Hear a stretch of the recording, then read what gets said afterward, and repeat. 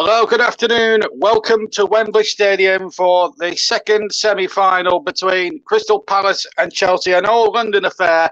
Yesterday's semi-final was an absolute cracker. Let's hope today's semi-final is going to be just as good. Terrific atmosphere, and we'll be joining our A team of commentators, Chris Whiteman and Trevor Sports, very, very soon. Chris Whiteman is going to be doing our first main commentary for the TCO. I've done a few co-coms in the past. Just a couple of full times just to get you keep you abreast of in the Premier League. Newcastle scored a late winner to beat Leicester by 2-1. I'll give you full details of that later at half time. And Burnley have got a creditable point, even though they had a penalty at 1-0 up to score. Maxwell Cornet missed it. Weghorst scored the Burnley goal, and Souček got the equaliser for West Ham 18 minutes from time. But the game has been overshadowed by a sad injury. A horrible, sickening injury to Ashley Westwood, who's broken one of his ankles. There was a lot of distress about and everything else. And we at the TCL wish Ashley very much the very best of luck in his recovery, and we wish him all the very best. It's not a nice thing to see. Memories of David Bust, Eduardo Silva, and Aaron Ramsey come streaming back straight away. But it's one of those things. But despite all that, I think a creditable draw for Burnley today, and they go into that match on Thursday night against Southampton knowing that if Everton get beat the night before, then Burnley are within a win of Everton. But it's all about the FA Cup this afternoon. A place at Wembley on the 14th of May is up for grabs. Chelsea beaten heroically on Tuesday night in the Champions League after extra time in Madrid. And the holders went out in a blaze of glory. But Crystal Palace, well, Patrick Vieira's got a great record as a player in the FA Cup, 5 winners' medals with Arsenal, and he's unbeaten in 19 games as player and manager, dating back to April 2004. And Crystal Palace have got a decent record in cup semi-finals. Don't discount them. 1990, they were 2-1, 3-1 down, and Alan Pardew scored a late winning goal to send them to Wembley, and came within an inch of beating Manchester United, eventually losing out in a replay. So it's all up for grabs here. The teams will be on their way shortly. And what an atmosphere it promises to be. Mark Bright is in the crowd. And what a proud moment for him. He was in that Palace side, of course, back in 1990. It's a great occasion. The Palace fans are there. There is one notable absentee. I'm sure Chris will give you more info on this when we hand over to him in a couple of seconds, in a couple of minutes' time when the teams come out. But just to remind you that Conor Gallagher, who's on loan from Chelsea, does not play because of the loan agreement between the two sides. So that's a big loss for Crystal Palace this afternoon. But a terrific atmosphere being building. It's been building like this at down Wembley Way. South London and proud is the banner. Edouard Mendy, the Chelsea goalkeeper, who played a really important role in the Carabao final when they were there a couple of months ago. Myself and Paul James, I was standing in that very spot when he made that magnificent double save from Sadio Mane, even though he was replaced by Kepa Arrizabalaga, who blown the decisive penalty over, which gave Liverpool their first League Cup triumph for over a decade. But the Palace players are also in the tunnel. Wembley's packed. It's all set. We've got typical semi-final weather. The sun is out. It's warm. It's 18 degrees centigrade. It's humid. It's going to be hot down on that pitch for those players. There's a slight breeze, but the atmosphere, let me tell you guys, is white up. Live here on the TC Hub and all TC Hub platforms. It's Crystal Palace and Chelsea for a place in the FA Cup final. And let me hand over to your commentary team, Trevor Sports. But first of all, a very good afternoon to Chris Whiteman. Good afternoon, everyone. Welcome to Wembley. Crystal Palace against Chelsea, a fixture which goes all the way back to 1976 since they last met in this competition. It finished 3-2 to Palace that day. Let's hope for another exciting FA Cup affair between these two. Team news as the teams get ready in the tunnel. We'll start with Crystal Palace. Jack Butland retains his place in goal, given that he's been playing in the FA Cup all season for them. Ward, Anderson, Gay and Mitchell, who passed a late fitness test, start in the defence. A three-man midfield of Schlupp, Kouyaté and MacArthur, who has the captain's armband today. And then as the front three, Eze, Mateta and Wilfried Zaha lead the line for them. And for Chelsea, lots of changes, 3 changes in fact, after the loss to Real Madrid, agonising defeat in the Champions League. As Mendy starts in goal, Rudiger, Christensen and Azpilicueta start as a 3-man back three. James and Alonso, while the wing backs, Jorginho and Kovacic, hold down the midfield spaces. Mason Mount and Timo Werner sit behind Havertz, who leads the line today. Thiago Silva, Kante and Loftus-Cheek only fit enough for the bench today. But it's an exciting atmosphere. Crystal Palace fans are making a heck of a lot of noise and waving a heck of a lot of flags too. They're probably not going to be able to see too much from a Crystal Palace perspective before the game kicks off, but it certainly is looking to be an exciting affair. And joining me in the co-commentary box today is my good friend and colleague, Trevor Sports. Welcome, Trevor. How are you feeling about this exciting semi-final we got in front of us? I think we've got the potential to see a cracking game. If you look sort of in midweek, Chelsea, a bit of a wounded animal, but they did play some brilliant stuff against Real Madrid. But Crystal Palace have been the dark horses of the Cup. And if they get their game plan right and Palace get a bit of luck, I really feel that we could see a big upset this afternoon. Indeed. Do you think Patrick Vieira's previous experience in the FA Cup will help galvanise this Palace side today? Well, I think you can see that with most of the season, really. It's taken a little while for Vieira to sort of imprint his dynamic in the Crystal Palace. We know how he played. He was a player with great skill, but great strength and excellent determination. It's really very difficult to play against. And I think that's the same for Crystal Palace. There's good skill there, but they're difficult to play against. They're difficult to get through.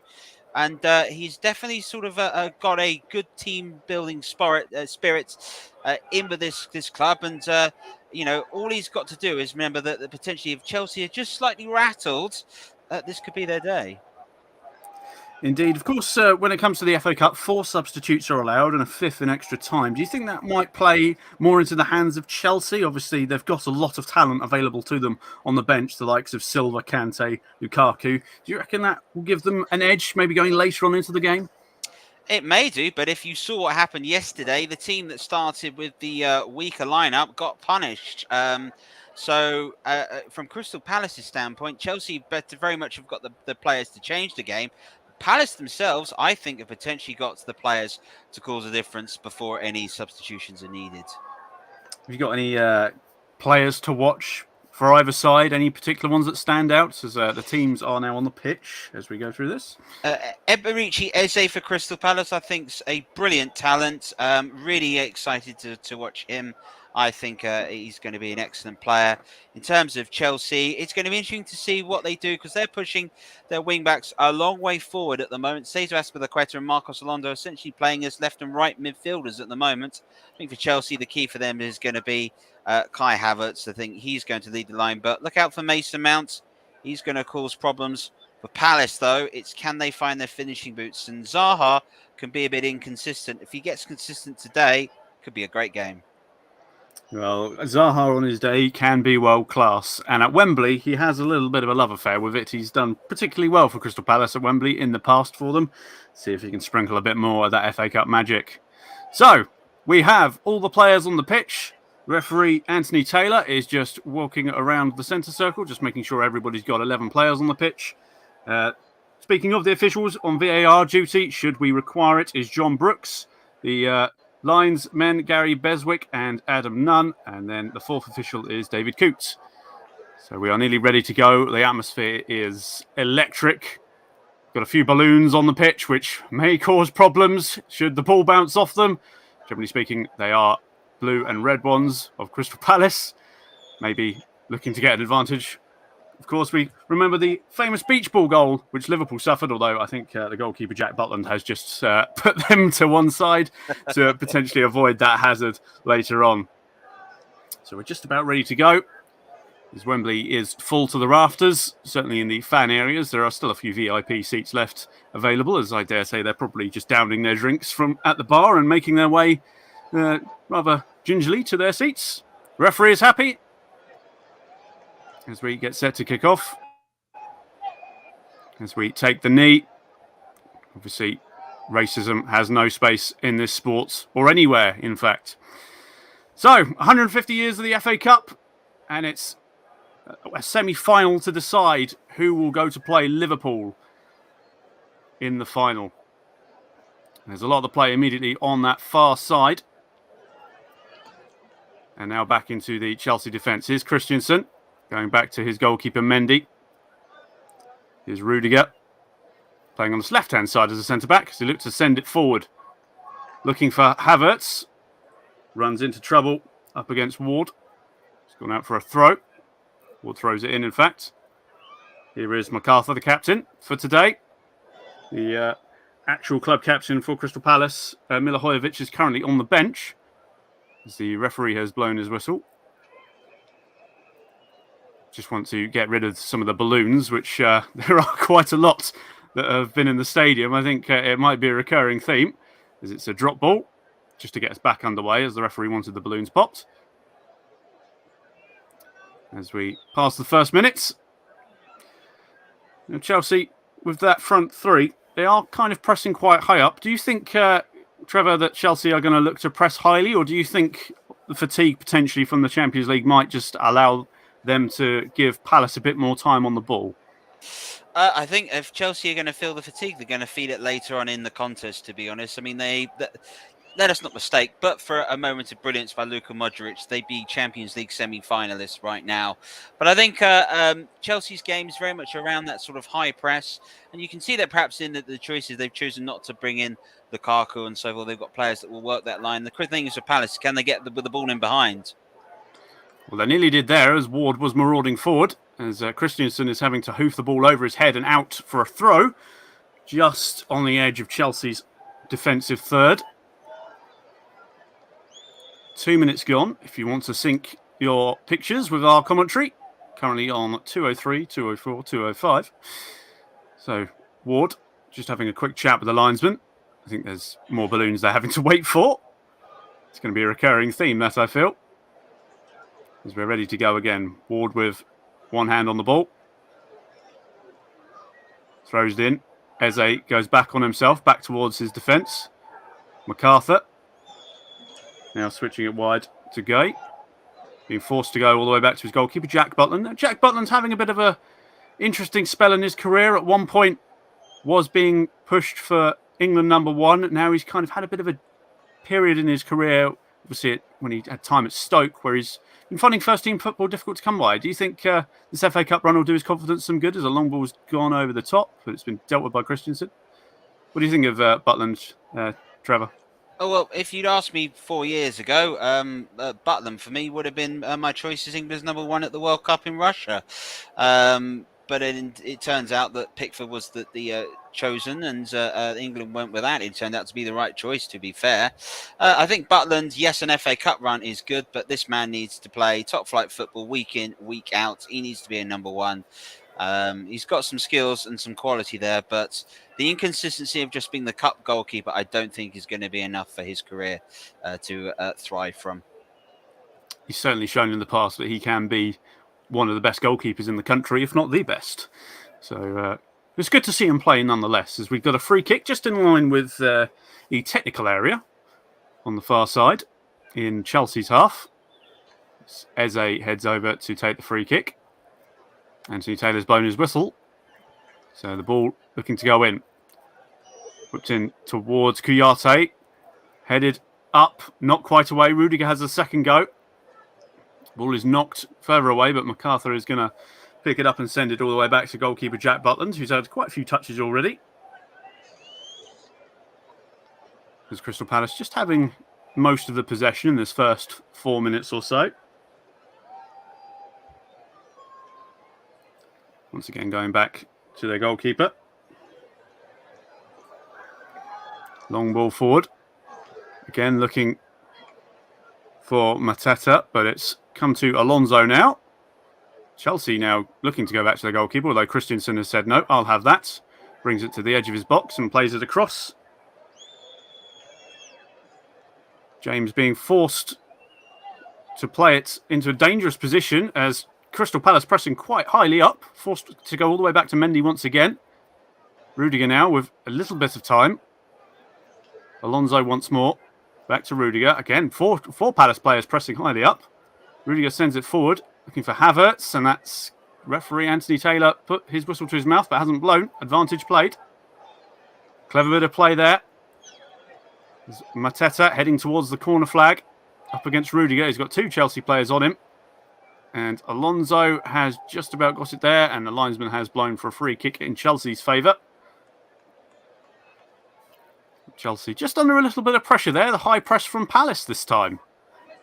Well, pressing's all about the modern game at the moment, and as soon as somebody works out how to beat it, it'll change in due course, as they did with everything. But good press, good thing you want to be able to put the opposition under pressure, and you can see the way in which Palace are lining up as well with that sort of high press, and their attacking 3 really are trying to, probably as you said, Chris, put these Chelsea players under a bit of pressure after the fatigue of their midweek exploits in Europe.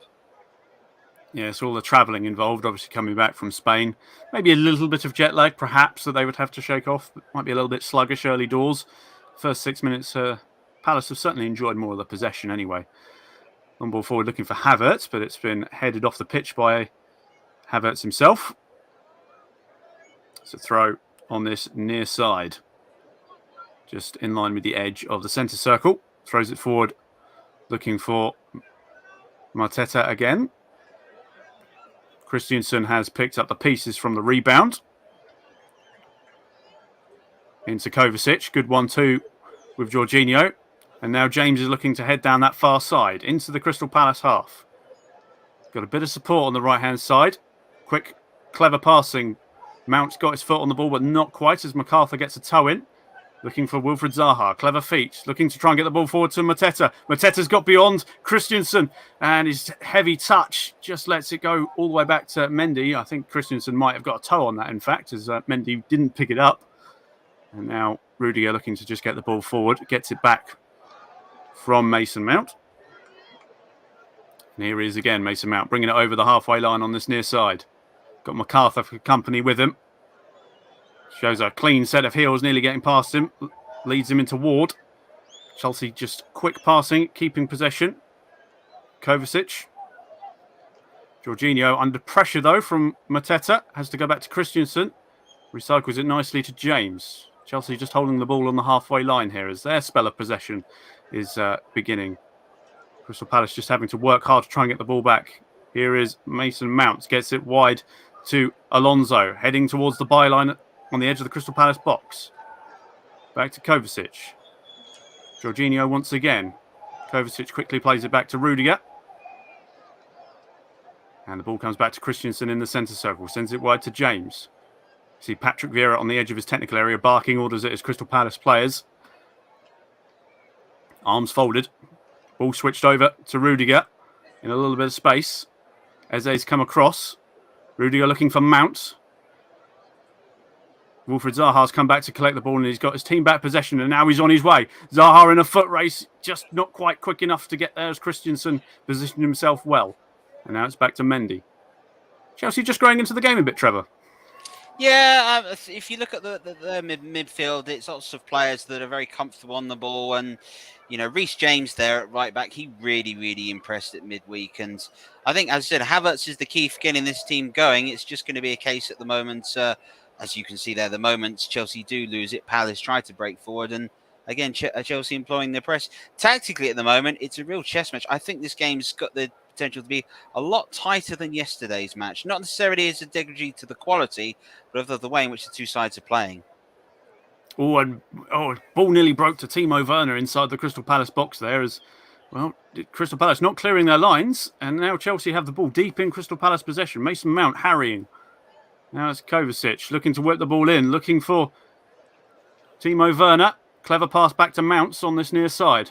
Mount looking to bend it in from distance, but it's straight into the chests of Jack Butland, who took that easily. Good bit of early confidence for him. Yeah, it will be for Mount. I mean, if you look at this is his technique. He's got a lovely way where he can get some real whip on the ball. And look at the way that violently dips in front of Jack Butland. He's got a bit of the David Beckham, the way Mount can strike a ball. And definitely Crystal Palace, when they don't want to allow him the opportunity to go across goal on that right foot. But just a little sighter. Indeed, all that could have done is hit a divot, and that could have gone anywhere. But fortunately, the groundskeepers at Wembley are at top of their game, and it fell kindly to them. Here's Rudiger now, just on the edge of the centre circle for Chelsea, as they are keeping the pressure on Palace right now. Rudiger once more. Jorginho sends it back to Kovacic, just exchanging passes between them. Now here's Mount. He's just kind of floating here, there, and everywhere for Chelsea at the minute. Kovacic once more.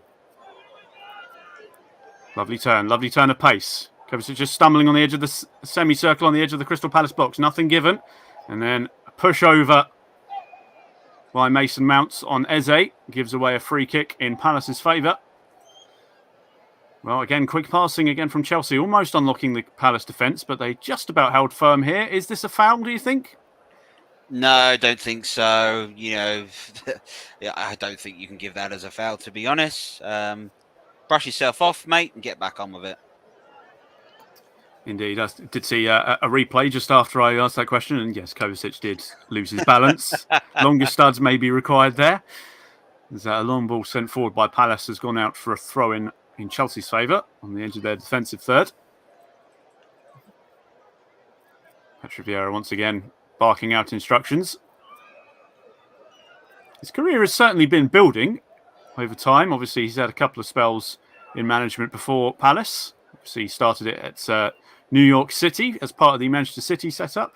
And then I think it was Nice for a little bit in Ligue 1, which was a tricky spell for him, I think. You've got the quality of Patrick Vieira as the player, and he definitely understood the tactical side of the game well, even though sometimes the temperament was lacking. But in his maturity, I think he's got the potentials of a top-class coach to be had there. Well, he certainly had the playing career for it. Names Arsenal, Inter Milan, and sort of laid a few foundations in that couple of years at City, didn't he? Won an FA Cup there as a long ball forward looking for Werner, but lovely recovering challenge there from Anderson. Getting it back to his goalkeeper. Long ball forward. Mateta just couldn't quite get it under control, and now Chelsea have it once more. James having to go all the way back to Mendy, just on the edge of his own box here. Knocks it on to Rudiger. Kovacic to Mount on this near side. Back to Rudiger. Christensen once more. I think the sun might be a problem for Mendy in this first half. It's beaming down on his box right now. Yeah, it's one of the unique things about Wembley. You never really had it in the old ground. You do have it here, just where they've moved the stadium sort of 100 yards or so up towards the Wembley High Roads. Yes, it will be to begin with. I don't think it's going to become too much of an issue, though, especially if your opposition have got the ball in the other side of the pitch. As we break away here, as a corner to Chelsea just coming in here, as Havertz broke away down this near side, tried to get it into Werner, who attempted a cross, and it was blocked out for a corner. First set piece of the day. Well, first major set piece of the day. We did have a free kick earlier for Crystal Palace, but first corner. Right in front of the Palace faithful. Everyone lining up. Referee looks relatively happy with everything. Looks like it's going to be James to take this one. Right foot in swinger. I say the ref looked happy. Just having a quick word. And we're good to go now. So James to deliver from this near side. Whips it in towards the near post. Headed up. Not quite away onto the edge of the Palace box. It's not quite cleared, although that has fallen kindly. And it is rolled out for a Crystal Palace goal kick. Bit of a nothing set piece there from Chelsea, as Crystal Palace dealt with it reasonably well. Thomas Tuchel certainly had a job on his hands to rally the troops once again after that heartbreaking Champions League defeat midweek. They did technically win outright the match, but not the entire two-legged tie, which is just one of those things when it comes to the Champions League. For the moment, they are still technically champions of Europe. They haven't handed the trophy back as of yet. Butland sends the goal kick forward as we approach the 15-minute mark. Headed away by James, picked up by Anderson. Pushing forward into the Chelsea half. Still going forward, Anderson. Kelly looking to dink the ball forward, looking for Mateta. Can he keep it in play? He does keep it in play, but tries to hook it across the face of goal, and Mendy came out and claimed it. Quickly gets us back underway, rolling it out to Alonso. Kovacic, just keeping on a possession, goes back to Rudiger once more. Christiansen bringing it up towards the centre circle. Into the centre circle he goes, plays it wide to Kovacic. Now Mason Mount on this left-hand side with Timo Werner. Rudiger once more. Mason Mount just kind of floating around, playing wherever he wants, really, in this game so far, Trevor. Well, that's his ability. I mean, Chelsea don't have themselves like a distinctive number 9. Werner's out playing essentially as a left winger at the moment with Alonso. So it's sort of allowing Mount that sort of freedom to move around. And that's probably where he's most effective. If he can link up with Havertz, I think that's where Chelsea are going to try and make the understatement. Obviously, it doesn't work. There are players that can change that, namely Romelu Lukaku. But we'll have to wait and see. Indeed, a lot of cards that Thomas Tuchel can play later on in the game. As it looked like a foul there on the Palace player, but they're going to get a throw for their troubles. It's the FA Cup added that added element of more substitutions than in the league, although I think that has recently changed. It's 4 substitutes in normal time and 1 extra in extra time, as we see Romelu Lukaku on the bench, just recovering from, I think he had a heel injury that he's still yet to shake off. A lot of talk about his future, Romelu Lukaku, as there always seems to be questions about his commitments at Chelsea as a long ball goes all the way through to Jack Butland. What do you make of Lukaku's current transfer potential at the minute? Because he seems to always be linked all the time to somewhere else. He does, and that's probably down to the pace and the football that he's playing. I think the Premier League might just be a tad too quick for him at this level. I know he's excelled with the likes of sort of West Brom and Everton, but that wasn't at sort of the high level you would get further up the table. No disrespect to those sides. Both played some quality football. But ultimately, at the end of the day, I think Romelu Lukaku, his biggest problem when it's the top-class games, and to be honest, he had the same problem at Manchester United, just seems to not be able to find those key moments. It's that slight hesitation that I think works against him and works for him more in Italian football, with the slight slower pace of the game just allows him to make a few more decisions. Yes, it's not quite happened for him in the Premier League. At time, he has shown his brilliance, and obviously when he was at Inter Milan, he looked fantastic. But it just hasn't quite worked out for him at the top flight of English football, which he has been around a long time, though. Of course, he did burst onto the scene initially with Chelsea. Let's remember, this is his second spell with the team. He's had that Drogba kind of vibe to him before his career kind of went here, there, and everywhere. But anyway, back to the current game. As Jack Butland has a free kick just to the left of his penalty area, which he's going to send long down the left-hand side for Palace. Looking for Mateta. Throw has been given in Palace's favour, just on the edge of the Chelsea's defensive third. Kouyate looking to throw this one in. It was Mitchell, sorry. Mitchell, local lad, has recently had a couple of call-ups to the England team. Played against Switzerland, in fact. Is certainly a young, upcoming prospect, both for Palace and England. It's always good when a local lad makes their way into the team. It just gives them a little bit more. Yeah, it's the same with Trent Alexander-Arnold, I suppose, for Liverpool. When you've got a local lad playing for them, it just gives them that extra gear to go into when it means the most. It's also that ability to ground the players and just sort of remind them of what the games mean, and that sometimes as a local person you can sort of pick things up a bit better. I mean, you'd have to live in the area to understand the fierce rivalry between Aldershot and Woking, I can tell you that. Indeed, and certainly the very interesting rivalry with Palace that Brighton have. It's certainly one of those odd ones that you wouldn't initially expect, but I dare say Mitchell very much knows the stakes when it comes to that fixture. Oh, yeah, the battle of the M23, pretty much. That's what those two seems to be separated by. But they're generally not far from one another. It's a 40-minute journey, and you're at one side. And it's a unique rivalry, but I'm sure if Palace were to get one over Chelsea, Chelsea would certainly have a spring in their step once they play next time. Indeed. Here is Mateta. Sends it back to Mitchell. Eze lays it back to his captain, MacArthur. Here's Kouyaté. Now Anderson sending it forward. Eze once more, dropping deep, getting it out wide. This time to Ward. Eze again has Kovacic for company and is forced back to Kouyaté. Here's Anderson. Switching it to Mitchell now. Looking to bring it forward.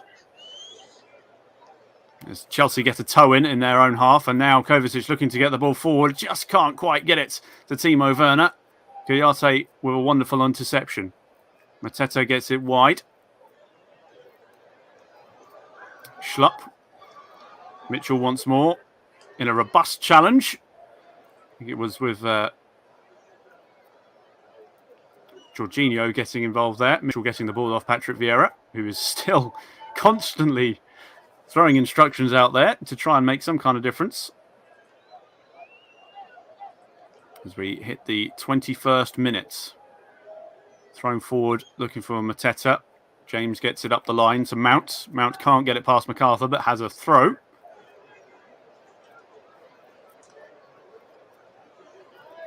As we said, the Palace captain, Milivojevic, only fit enough for the bench today, so MacArthur has the armband. And the other man with the armband today as well, Azpilicueta, putting the throw in on that far side. Another robust challenge going in, this time from Schlupp. The referee has given a throw to Chelsea on this one. Azpilicueta will have a second go at the throw-in. Jorginho trying to go back to James, who... Not sure who that came off last. I think it's going to go in Chelsea's favour, the throw-in. In line with the edge of the penalty area, as Gareth Southgate, we can see in the stands. As I said, certain interest in Mitchell, but various other English players that are currently involved. Obviously, James is one to pay attention to as a potential right-back option. And potentially Jack Butland if he has a good game today. Chelsea looking to switch the play onto this near side. Alonso can't quite keep it in play, and it's gone out for a throw just inside the Crystal Palace half. Ruben Loftus-Cheek is currently getting ready on the bench. Not sure if there's a problem, perhaps, for one of the Chelsea players. So, we'll see what Thomas Tuchel potentially has in mind here. I can see Kovacic is... Yes. Yeah, I was about to say, Kovacic looks to be struggling at the moment, and obviously Loftus-Cheek ability to run quite easily, but yeah, Kovacic looks like he's been struggling for a while now. Certainly would be an interesting plot twist. Didn't Loftus-Cheek have a loan spell at Palace, if I remember correctly? We shall have to ask our host with the mostest at half-time, see if he can confirm that for us. It's certainly... Also in front of Gareth Southgate at Wembley. Potential good showing here. Might pique his interest. Certainly made an effect in the England setup through the age groups. Here is James now for Chelsea. Just inside the Crystal Palace half. They win a throw. Just on the edge of the Crystal Palace defensive third. As referee just holds the throw for a second. As MacArthur has to do his shoelaces. Kovacic is moving a bit gingerly. He's still on the pitch, though. So whether he's just giving it a couple of minutes, but... Although that looks pretty certain. Loftus-Cheek is kissed up and ready to go and receiving instructions. So I dare say we may be seeing a substitution very shortly. Here's Rudiger inside the Crystal Palace half as he looks to get it in for Kai Havertz, who nods it towards goal, but straight into the hands of Jack Butland. Kovacic is now down. So I think we're going to see the substitution. Just seeing what may have potentially caused the injury here. That was when he fell over on the edge of the box earlier in the game, which may have caused this injury. It looks like he's rolled his ankle there, Chris, I think. And he's done well to soldier on from it. But, rolling your ankle is not the most comfortable. And I think it's got to the point where, I'll run it off. I'll be okay. And maybe the sensible decision is to sort of to let someone else that can move a bit more freely come on. But it'll be a good opportunity for Loftus-Cheek to show what he can do in front of Mr. Southgate. Indeed, day out at Wembley has just turned into an appearance at Wembley for Loftus-Cheek, which his spell at Chelsea has been very hit and miss. He's always been kind of on the peripheral, not really given a major run. This might be the chance to make a name for himself. Well, you'd think so. I mean, he went to the World Cup 4 years ago and was the sort of the player that England were looking to change things. But it's amazing how that you look at the England team of 4 years ago and the current setup, and you'd say now that Loftus-Cheek is probably not travelling on the plane to Qatar. But if you wanted to show what you're about, the next sort of hour and 5 minutes is certainly how to do it. Of course, he was involved in the Real Madrid fixture in midweek, so he's clearly not feeling any rustiness or fatigue from that particular encounter. And straight into this one, 25, well, more or less 26 minutes in, as we're seeing the Palace Ultras certainly giving it large. Crystal Palace fan base is notorious for being one of the loudest in the Premier League, if not the loudest. They certainly make Selhurst Park rock, let alone Wembley. Jack Butland sending it forward. It's going straight through to Mendy. What do you think of the fan base for Crystal Palace, Trevor? They're certainly one of the noisy ones. Well, you've got to remember, there isn't a lot of choice for top-class football in South London. So, you look at what else they've got with them. Well, you're hitting the Isle of Dogs, you're going to Millwall, you're going down right towards the edge of the river, you hit Charlton. Anything sort of proper South London, it's Palace or nothing really. So they've got a brilliant support which is out there. It's not an easy place to get to. You've not got the tubes and everything else, and when you do get there, you've got a bunch of loyal fans. But also, let's not forget they're extra loud not only here at Wembley. I think they realise they're onto something special in this team that Patrick Vieira's inherited from Roy Hodgson, and is definitely developing them that step further that was required. So I think this is certainly the fans here that are making the noise, because at the end of the day, I think they know they could be onto something really special. And if they get a place in the cup final, I think we're going to hear them from not only North London, I think north of England we will hear them. Indeed. Just had the free kick there where it was dinked in, but 16 ran into 16 and Anderson running into Mendy, and Mendy came out on top because he can use his hands. There's another free kick has been given, and it's gone in Chelsea's favour, just inside their own half. Thomas Tuchel is enraged about that challenge. He's certainly more animated than I've seen him in a while. He came steaming off his bench there. Long ball forward sent by James on the ground. It just couldn't quite get it to Werner. Anderson did get a toe on it, though, to prevent him getting there, and it's another corner to Chelsea. The noise level just going up a little bit.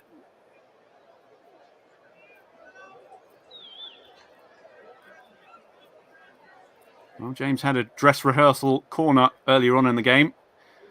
See if he can do a bit better with this one. Everyone just lining up. Anthony Taylor happy with everything so far. Checking where everyone is. Linesman is at the opposite corner flag. James with a hand in the air. Looks to deliver this one in. Whips towards the front stick. Headed away. This time by Joel Ward. Another corner. And perhaps this is going to be the problem for Chelsea. Maybe a little bit of lack of height that they're going to have when attacking from corners is going to show. But one thing to watch out for, look how nicely everyone's playing there. There's no much sort of a niggling which is going on there at the moment. It shows the game's been playing in a good spirit.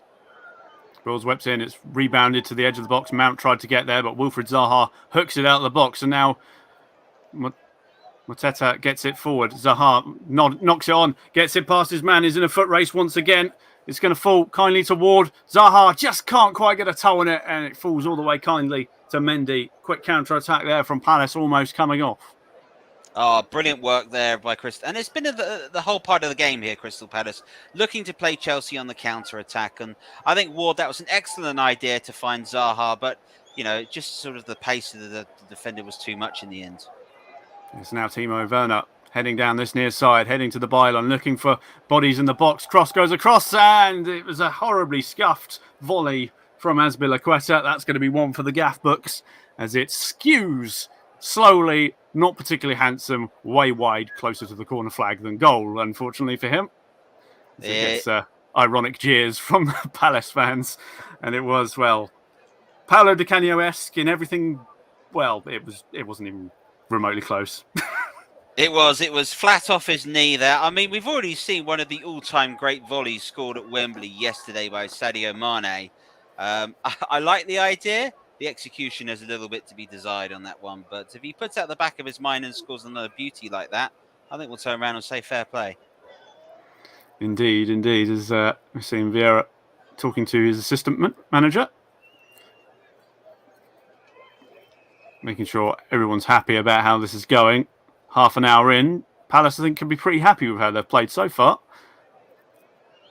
Yeah, I mean, Chelsea haven't been allowed to dominate the game how they would hope. I mean, they're dominating possession, but in terms of the game, it's a much tighter affair than yesterday's. And, as this game wears on, is fatigue going to be a factor for Chelsea?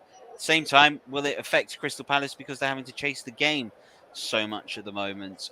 It's just so brilliantly poised. This it may even be just settled by the first goal scored potentially today. Has a feeling of that semi-final that we're just watching here.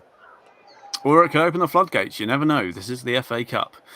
There's Loftus-Cheek getting his first major touch of the ball. Chips it wide here to Rudiger. A bit of a heavy touch, but he had plenty of space to run into on this near side. Back into Loftus-Cheek. Timo Werner was making a run, but chooses to go back to Rudiger. Rudiger pushing quite high up into the Crystal Palace half. So we're seeing Christensen now doing the same. Rudiger once more. Eze out to challenge him. Finds Werner. Finds Alonso on this near side touchline. Forced to go backwards though by Ward. Rudiger once more. Pretty much all of Chelsea's players, barring the goalkeeper, is in Crystal Palace's half right now. Here's James looking to whip in a fast cross, but headed away. Only as far as Mateta. Zaha once again trying to get onto it and launch a counter-attack, but Chelsea are smart to it. Rudiger once again. Possession on this left-hand side, just inside Crystal Palace's half. Jorginho looking to switch it out wide. Here's Werner. Gets it into Alonso, who once again, Crystal Palace holding firm. Just happy to let Chelsea have possession this far out from goal. Good challenge there by Crystal Palace's defence. Schlupp sent that long and out of the danger zone. Chelsea still have possession though. Jorginho again. Gets it back. Christensen plays it wide here again. Rudiger getting a lot of the ball on this left-hand side. Looking for Alonso. Keeps it just in play. Up against Ward. Looking to try and get a cross in. Alonso does get a cross in. It's fallen towards the back stick. Headed away. Only as far as Mount, who scuffed it. And that's gone over the bar. Just from the edge of the D. And another half chance for Chelsea there. Just not quite getting the execution right on these half chances. Oh, Chelsea just starting to see more of the play and create half of the chances, and just showing particularly why they're able to overload Crystal Palace. But Crystal Palace seem to be doing that deliberately. The fact that they go ahead and are defending much tighter in the middle, and you can see there, even when Mason Mount had the opportunity to shoot, there were two defenders and a goalkeeper ahead of him, and it always takes something special to score from outside of the box. And while you may be able to tempt fate, if that's the only way the opposition are going to be able to take chances, then it allows you to grow in the game. But just watch Chelsea continue to overload the opposition in wide areas, and Palace continue to defend far central, far happy to take crosses coming in and deal with them. Indeed. Butland receives the ball from Anderson and sends it long, but it's gone straight into the possession of Marcus Alonso, deep inside his own half. Chelsea looking to bring the ball forward. Here's Jorginho, just on the edge of the centre circle. Challenged by two Crystal Palace players, and Palace have won the ball back deep. There's a possible opportunity here. Kouyaté nearly got it through to Zaha there. Now they've won the ball back again, though. Chelsea just can't quite keep possession at the minute. Mitchell gets it wide to Zaha. Zaha goes down under a challenge from James, and it's a free kick just on the edge of the final third in Chelsea's half. James not particularly agreeing with Anthony Taylor's decision. Anthony Taylor saying, I'm the referee, it's my call. Well, one thing that you strike with Crystal Palace is they move the ball with great speed, but one of the things to look for is the fact that Chelsea have always got a covering defender, and you saw that it was Christensen that was able to make the interception, and that's the advantage of a back three. You always have one more opportunity to make the interception in that final challenge. It's going to be interesting this, though. This is the first time I think Crystal Palace have had a free kick in which they can go put numbers into Chelsea's box, and they've got some big players there for Crystal Palace. If they are going to go grab a goal, it's going to be from opportunities like this. And with the sun in Mendy's eyes, anything could happen.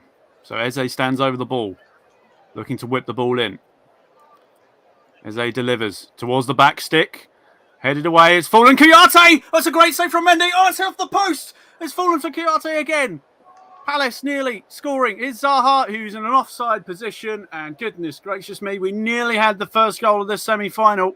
How close can you get? Well, it was all around causing chaos from the set piece as well. Lovely whip on the ball. And look at the far post. Suddenly completely nobody is across. And be offside when the shot was taken. But the effort here, look at the technique.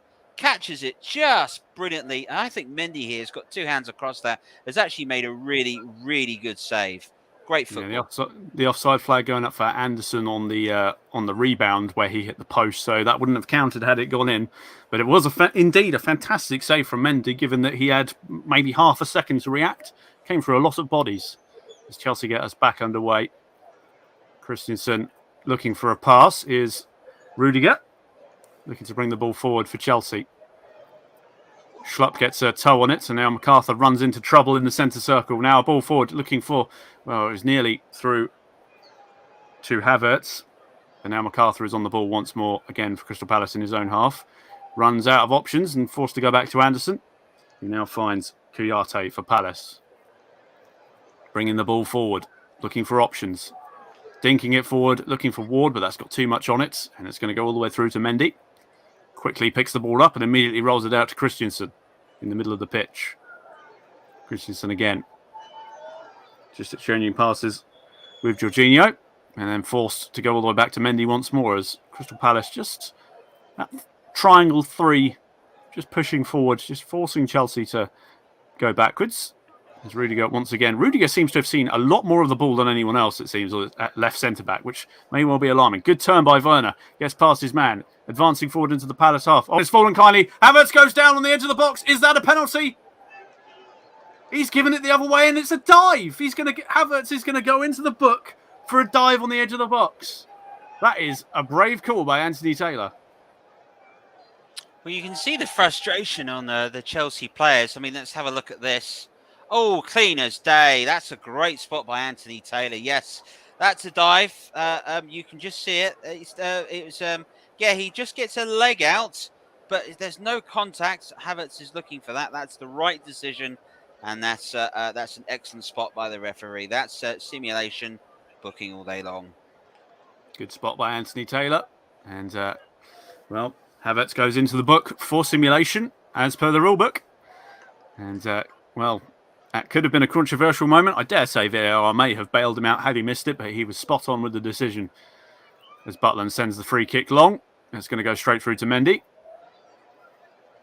As the play resets. But, yes, excellent officiating there by Anthony Taylor. I don't think anyone can have any arguments with that decision, quite frankly, as Gay did indeed. Pulled out of sticking a leg out there. Just kind of feigned it, and Havertz hit the deck.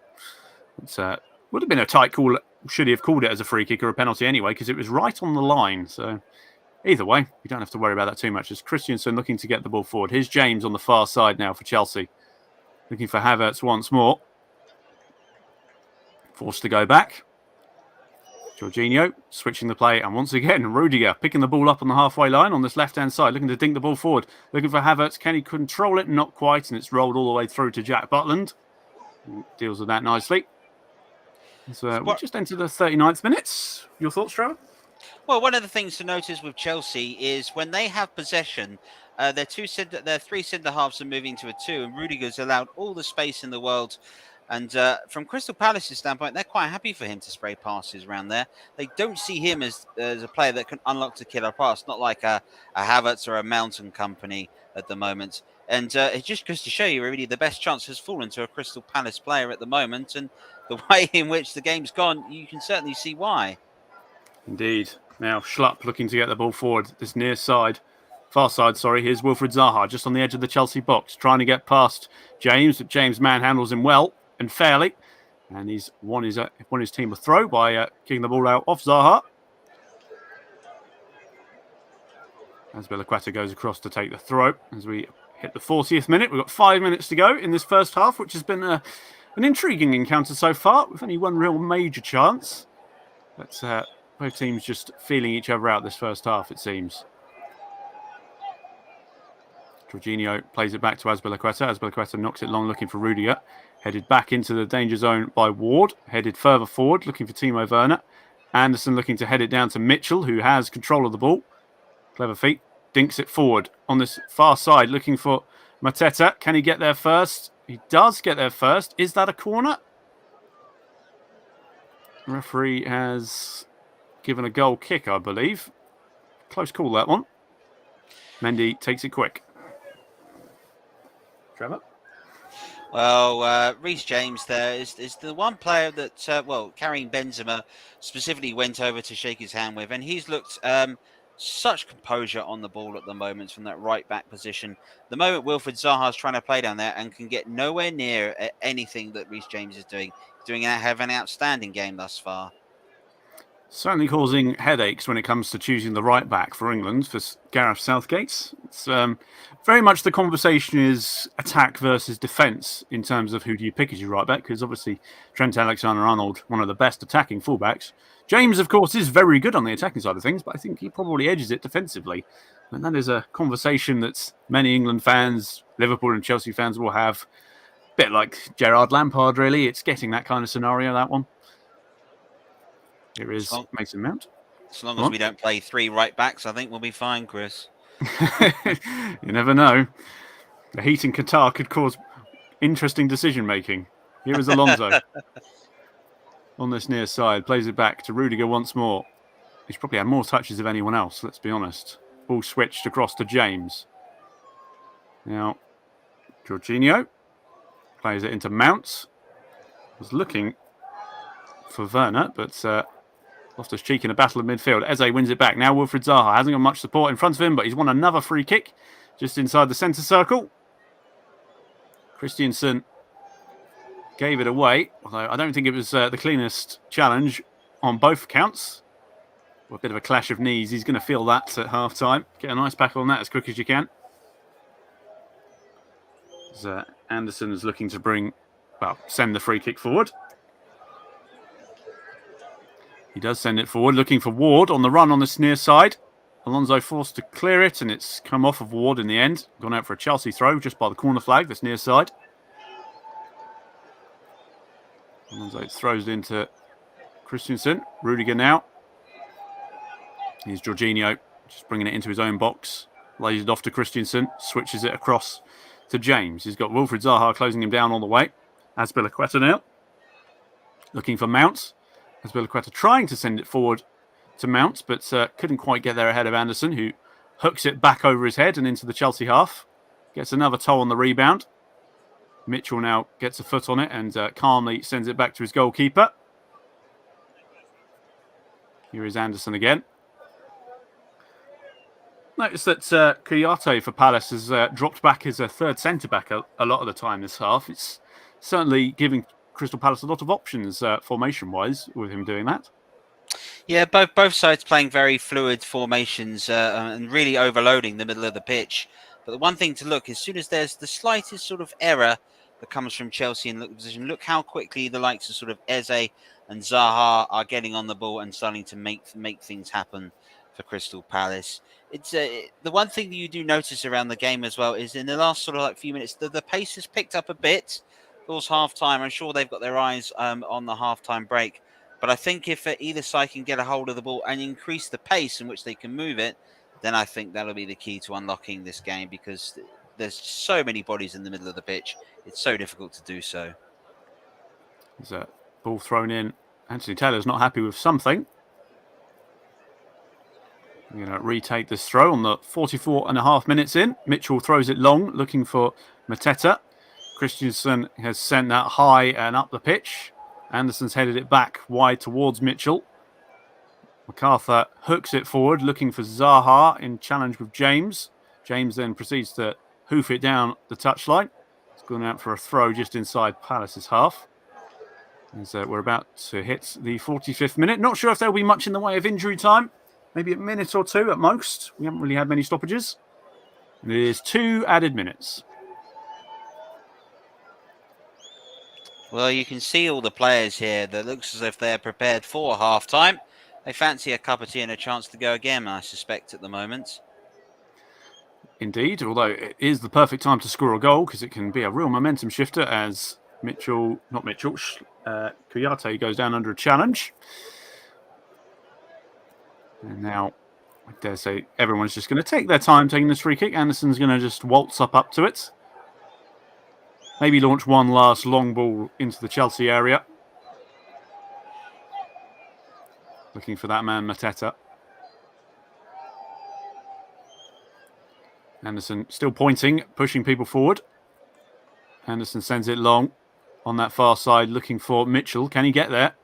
He does get there, you know. He's managed to whip it across. It's going to fall to Schlupp on the edge of the box, although James got a toe in, and James hoofs it up the pitch.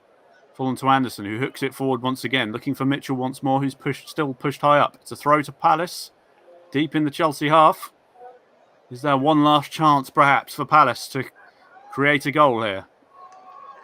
Mitchell with the throw on the far side, just on the edge of the Chelsea area. Throws it in towards Zaha, can't quite nod it on. Rudiger has just about got that under control and then sends it long. Kouyaté gets a knee in. Eze with the ball for Palace. 25 seconds to go of this half. Is there one more chance? Eze goes down under a challenge. One more free kick where Crystal Palace can launch it into the danger area this half. As any potential Chelsea danger has probably evaporated this half with that foul. 10 seconds of additional time remaining. Will Anthony Taylor let Eze deliver this one, for that matter? We shall see. As we hit 47 minutes. Ball's whipped in. Towards the back stick. Anderson gets his head on it, headed away. Anthony Taylor puts his whistle to his mouth and blows for half-time. In what has been an intriguing first half. Bit of a tactical battle. We had one major chance coming from Palace. Where the ball did hit the post. Mendy made a great save before that. Aside from that, it's been a very even contest in this London derby, this FA Cup semi-final. It's on a knife edge. It's anyone's game. It's the FA Cup. Who knows what's going to happen in the second half? I'll hand you over to John Sittard now for half-time, and we shall meet you back for the second half. Thank you very much, CW. Trevor, a couple of real talking points. I'll just give you. I'll just go through a couple of talking points with you. The penalty that wasn't the Havertz dive. I've been horribly critical in the last 2 years of Anthony Taylor, especially his handling of a certain game between Italy and Austria at this very stadium last summer. But Trevor, he got it spot on. Even I've got to admit that. What a great decision.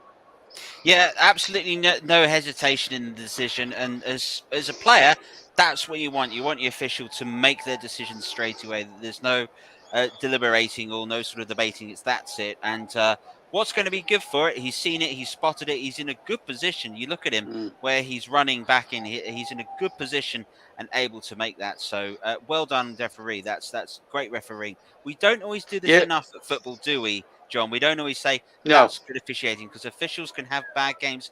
They can have good games. Absolutely. But we've got a credit in there. He did really well. Yeah, and I'm as guilty as anybody criticising referees in a lot of the games I do for this hub.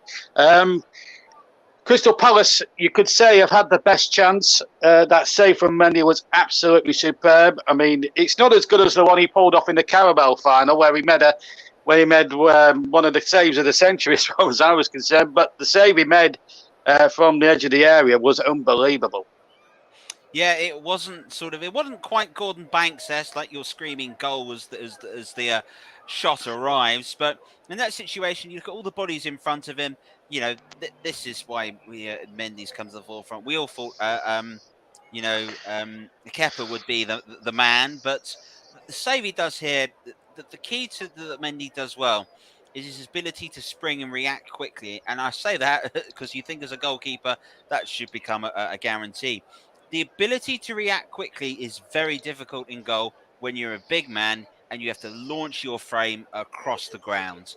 So credit to Mendy for that, because he's got there quickly and he's strong risks. He's parried it away. It's just excellent goalkeeping all round. Absolutely. And how do you see the match now? Are it halfway there? I mean, if it still ends a draw after 90 minutes, of course, we've got to finish it on the day, extra time penalties, all that malarkey. What do you reckon? Who do you think will have the better chance going into the second half when it finally balanced at 0-0? Chelsea really haven't exploded as much as we would have liked, but there's still a game to be won. There's still all to play for. What do you think might happen finally in the second half? Well, Chelsea have the players to influence it, but they were involved in the longer game in midweek. Crystal Palace have got to look for Wembley legs. For those who don't know where Wembley legs are, it's an old syndrome where suddenly that Wembley turf can suddenly feel a bit bigger than what you're used to playing with when you were at your home ground week in, week out. And they've got to watch for the fact that the occasion doesn't get to them too much. Me personally, at the moment, I'm a big advocate for selling that every game I watch is going to finish 4-4. I think this one's going to be settled by the odd goal or by 10 penalty kicks each. I really do. Right, we'll prepare then for a bit of overtime then tonight, folks. There we go. Okay, thank you, Trevor. You go and have a half-time cuppa and a Kit Kat, and thank you very much, and we'll see you for the second half. Right, let's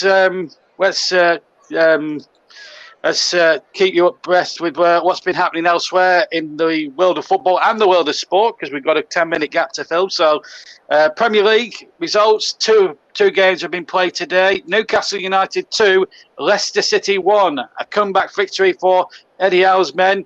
Moura with a brace after 30 and 5th minute of second half stoppage time, respectively, after Ademola Lookman had put Leicester, who had a great win at PSV Eindhoven on Thursday night in the Conference League, getting them through to the semi-final, had put them in front. So a very disappointing day for Leicester City, who stayed ninth, but they're safe for at least another season. They're on 40 points along with Brighton, and you would think Brentford as well. Newcastle now move up to the dizzy heights of 14th, and they only need another 3 points to stay in the Premier League, or to guarantee themselves, you'd think, Premier League football next season. At the London Stadium, West Ham, fresh from their exploits at Lyon on Wednesday or Thursday night as well, on the same night. Well, they were held to a 1-1 draw with Burnley. Burnley took the lead through Weghorst after 33 minutes. They were hanging on for grim life until Thomas Souček, a quarter of an hour from the end, made it 1 apiece. And then Nick Pope made 2 magnificent saves in the last few seconds to preserve a decent point, as it turns out, for Burnley. But there was bad news, I'm afraid, for the Clarets. Ashley Westwood broke an ankle during the first half. We had something like 10 minutes of stoppage time there. But it didn't look good. There was a lot of players, unfortunately, from both sides in complete distress. I have seen pictures of the break, and I have to say, if you're squeamish, don't look at it. It's awful. It's an awful picture. But despite all that, Anna Maxwell calling a missed penalty. Despite all that, I think that's a very good point there for Burnley, and it just cranks up a little bit of pressure on Everton. Now, as far as the bottom is concerned of the Premier League, now, if we look at the fixtures to come, Everton have got a tough match against Leicester City. If they don't get a positive result at Goodison Park on Wednesday, Burnley can conceivably, if they don't win or lose, in fact, Burnley could potentially really crank up the pressure if they beat Ralph Nelson's Southampton. I actually think the Burnley results, and I think the Burnley performance actually was a very positive result in the terms of the team attitude, the team performance, and of course the players are having to react. There were certain players that weren't playing for Sean Dyche, but if you want my opinion on the whole situation, it came as a bit of a shock to me, and I'm sure Chris Whiteman might say something later, it came as a bit of a shock when he got sacked. But 4 wins all season, it does tell its own story. But I think Sean Dyche deserved at least until the end of the season. But unfortunately, in this fickle world of football, you never get that chance, even after 10 years loyalty. Loyalty in football these days means absolutely diddly squat right now. Right, okay, right. Let's move on elsewhere then to. There was also some women. There was also a women's FA Cup semi-final played today at Boreham Wood. Arsenal 0, Chelsea 2. That's the women's FA Cup semi-finals. Brighton and G in an 11-minute period in the second half. 50 minutes, the first goal. 61, the second goal, taking Chelsea through. And they will play Manchester City on the 15th of May in the women's final, a day after the men's FA Cup final. In the Scottish Cup, a terrific semi-final at Hampden Park today between Celtic and Rangers. 0-0 at half-time, and then Taylor put Celtic ahead after 64 minutes. And it looked as if Celtic were going to get the edge over Rangers yet again, having just only beaten them in the Old Firm game just 2 weeks prior to that. And then Harfield on 78, the former Burnley player, scoring another crucial goal in his career, 12 minutes from the end, equalising, and then Starvelt with an own goal, sent 6 minutes from the end of extra time, sent Rangers through to play Hearts in the final, and they beat, of course, Hibs by the same scoreline yesterday afternoon. So Rangers against Hearts in the Scottish Cup final. In the Women's Championship, Bristol City and Coventry drew 1-1. In the La Liga, there's been 2 results in that. Granada, which used to be a TV station, Granada 1, Levante 4, Atletico Madrid 2, Espanyol 1. Atletico Madrid bruised, no doubt, by the rough handling of Manchester City during the week, and they were terrible in that game. Bouncing back from that exit from the Champions League, deserved exit, in my opinion, to beat Espanyol. There's been a result in the German Bundesliga: Arminia Bielefeld 0, Bayern Munich 3. I suppose that was expected. Bayern Munich going really well in that Bundesliga, beaten by Villarreal the other week. There's 2 half-time scores in the Bundesliga: Union Berlin 2, Eintracht Frankfurt. West Ham's European opponents, next to European opponents, 0. That's a half-time score. And so too is Hoffenheim and Greuther Fürth. They're 0-0. We've got a few results in Ligue 1. Nice 2, Lorient 1. Metz and Clermont drew 1-1. Montpellier 1, Reims 1. Nantes 1, Angers 1. Troyes 1, Strasbourg 1. And latest score, Lyon 4, Bordeaux 0. Paris against Marseille, PSG against Marseille, is a 7:45 kickoff. That's just about the results there to give you. So we're all almost set for the second half in just a second or two, but they're just 1 or 2 of the results. Elsewhere, let's just check what's been happening elsewhere in the world of sport. Ronnie O'Sullivan in the snooker, of course. That's underway. Well, he's the world number 1 at the moment. He's been in exceptional form. He had to come from behind, though, to beat David Gilbert 10-5 at the Betfred World Championships. He's aiming for a 7th Crucible crown that will equal the record by Stephen Henry. And he turned the game when he was 3-0 down at 3 frames to 0 down at one point with break, and then he came back with high breaks of 122, 109 and 104. He will now face Irishman Mark Allen or Scott Donaldson in the second round. As for Mark Williams, he begins his quest for a 4th world title against amateur compatriot Michael White. And another Welshman, 20-year-old Jackson Page and Scotland's Stephen Maguire, both lead 6-3 against Barry Hawkins and Sean Murphy, respectively. Those matches will conclude at 7 o'clock tonight. So that's what's happening in the World Snooker Championships down at the Crucible. And so there we go. And a bit of cricket news. Robert Key has been named the England men's cricket managing director. He takes on the role from Andrew Strauss, who stepped in on an interim basis following the sacking of Ashley Giles in February after that disastrous Ashes series. Giles' departure from the job, which he'd taken up, did follow that whitewash, or that Ashes defeat. Keith said it's an absolute honour to take up the role, and the chance to have an impact and make a difference is an opportunity given to very few, and I'll give it everything I've got to try and shape the next great era of English men's cricket. And he also gives up his commentary job with Sky to do that. It comes at a time when England are seeking a new head coach and a test captain. Chris Silverwood, of course, was sacked after the disastrous Ashes defeat in Australia. And Joe Root, of course, relinquished the captaincy just 2 days ago.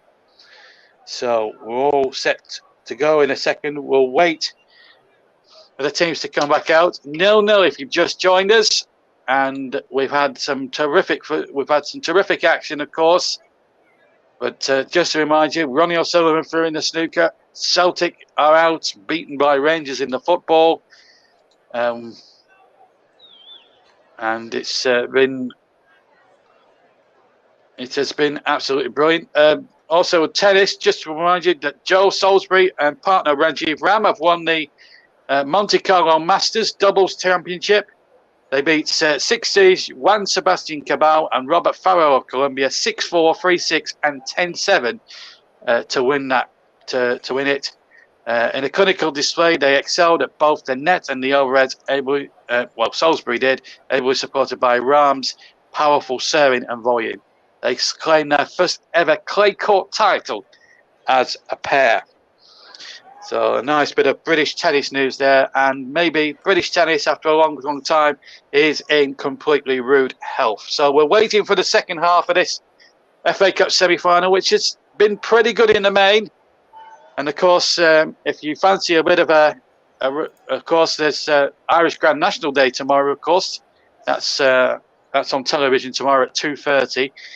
They're just promoting it now on television. So if you like your horse racing, there's the Irish Grand National. Of course, we had a 50-1 shot last week, win the Grand National, with Sam Riley-Cohen going out at the top of his profession as an amateur rider. Can Crystal Palace do a Sam Riley-Cohen in the second half, I wonder? It's going to be a tall order, but I thought they edged the first half. Anthony Taylor, for once, has got a couple of decisions right. And, I didn't think a year ago I'd be praising him on this very day for it. But the sun is out, the sun is shining. We're on a warm day here in the Wembley commentary box. I'm alongside my pals, Chris and Trevor, and Russ and hosting. It's like the Fab Four. It's like we're the Beatles of the commentary hub. We are the Beatles. John, obviously me, John Lennon, George Harrison, Paul McCartney, and Ringo Starr. I think Russ will make a great Ringo Starr, actually. But there we go. But enough about our producer. But this for a place in the final. We're still waiting on the teams to come out. In fact, Crystal Palace and Chelsea are just about to enter the fray here at Wembley Stadium. So what a great second half. Let's hope for some goals in the second half. And to quote an old Trevor phrase, let's hope we get 8 goals in this second half. It would be lovely. It's wishful thinking, I know, but with Trevor alongside Chris Whiteman in the commentary box, anything's possible. So he's back to the second half as the teams make their way out onto the field. It's back to Trevor and to Chris.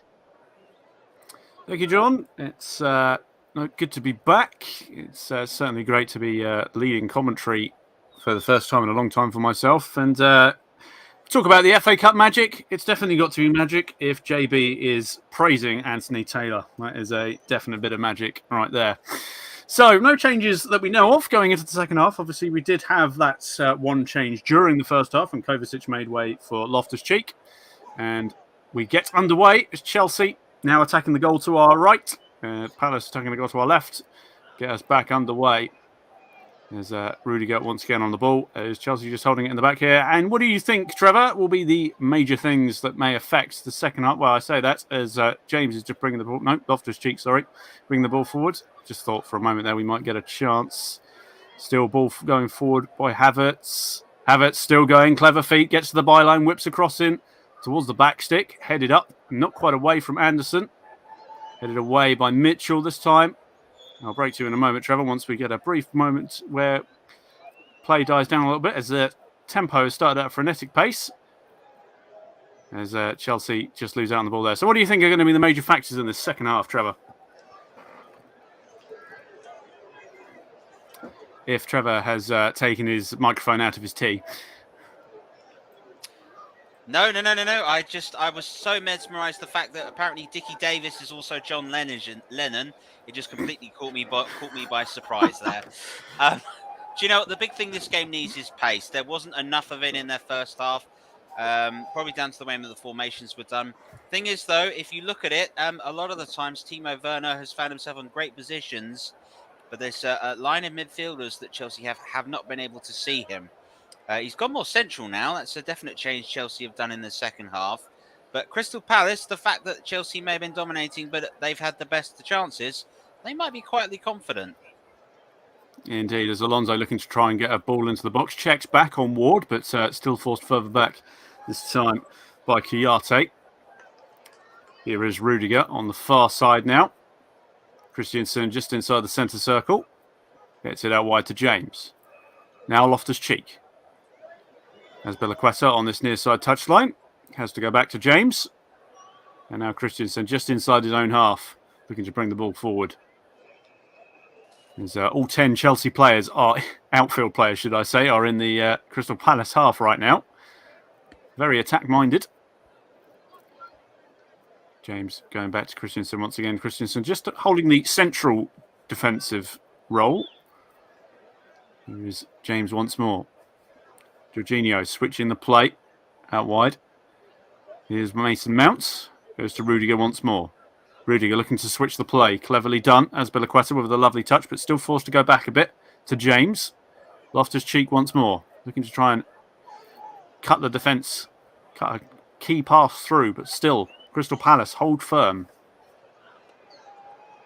Christensen again. Long pass forward across the ground to Havertz. Rudiger again. Now Mason Mount. Quick couple of touches. Balls forward to Havertz once more. And it's gone out for a throw. Certainly more positive start from Chelsea this time. It's more positive, but look at the fact that their passes are going from one side of the pitch to the other. Crystal Palace are prepared to sit deep and sit as a real tight unit. And Chelsea here are just forcing to play passes across goal. And they can do that all day, I think, from a Palace's standpoint. Indeed, here's Loftus-Cheek looking for some kind of magic. Now Jorginho.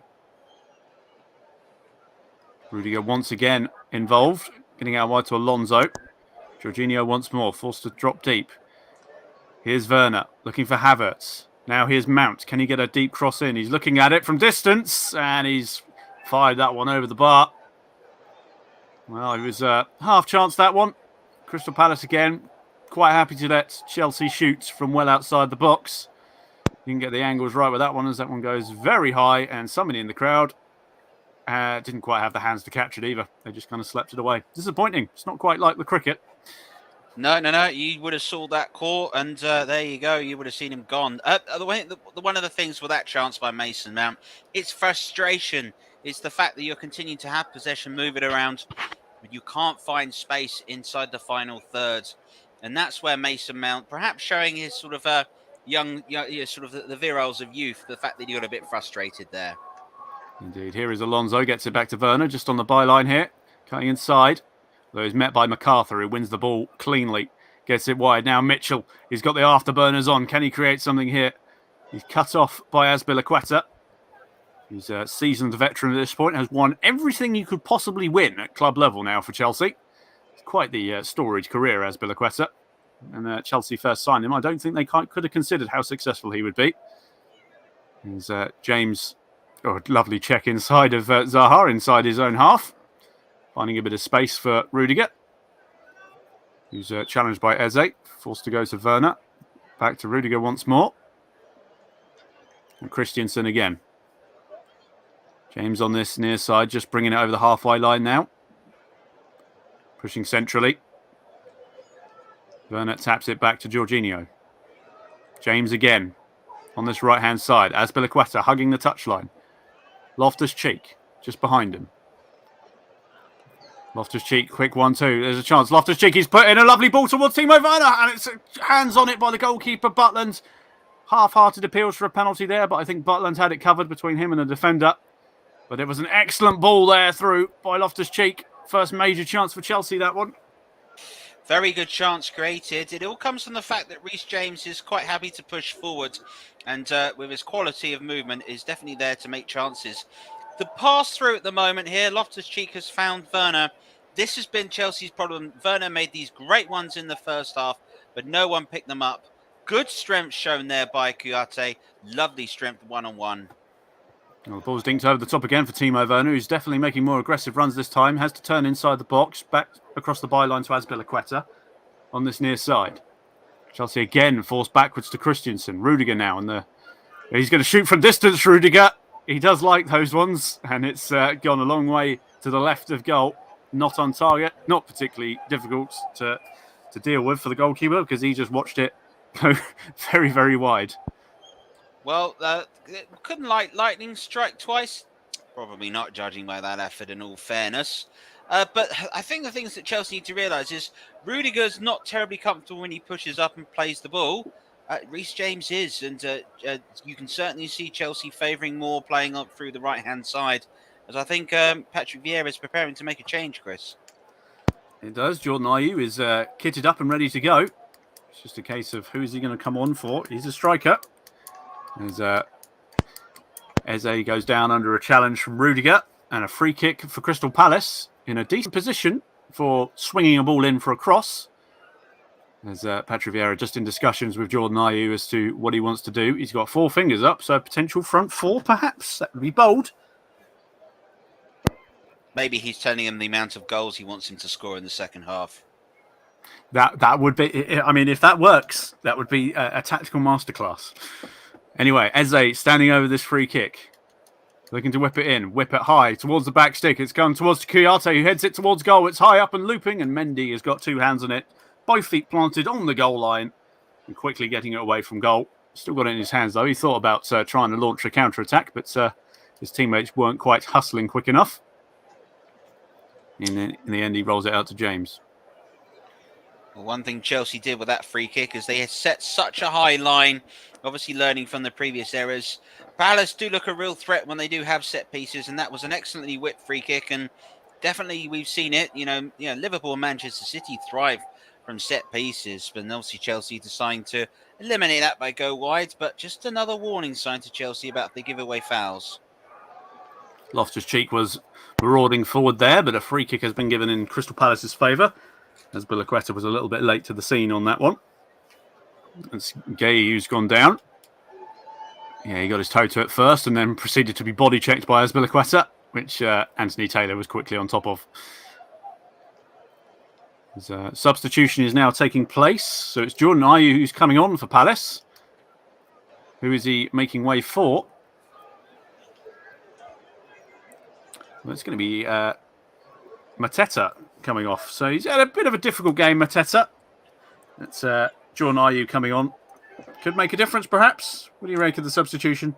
I think Mateta's suffered from Wembley legs. It's a bit much for him today. He hasn't really been able to influence the game, and I'm sure Ayew coming on has given instructions to sort of get slightly more involved. I think Mateta was pushing too far forwards and was becoming, particularly when the likes of Eze and Zaha had got the ball, he just wasn't close enough. And as a centre forward, you always want to be close enough from your attacking players so you can influence the game. And I think he was just pushing a bit too far forward.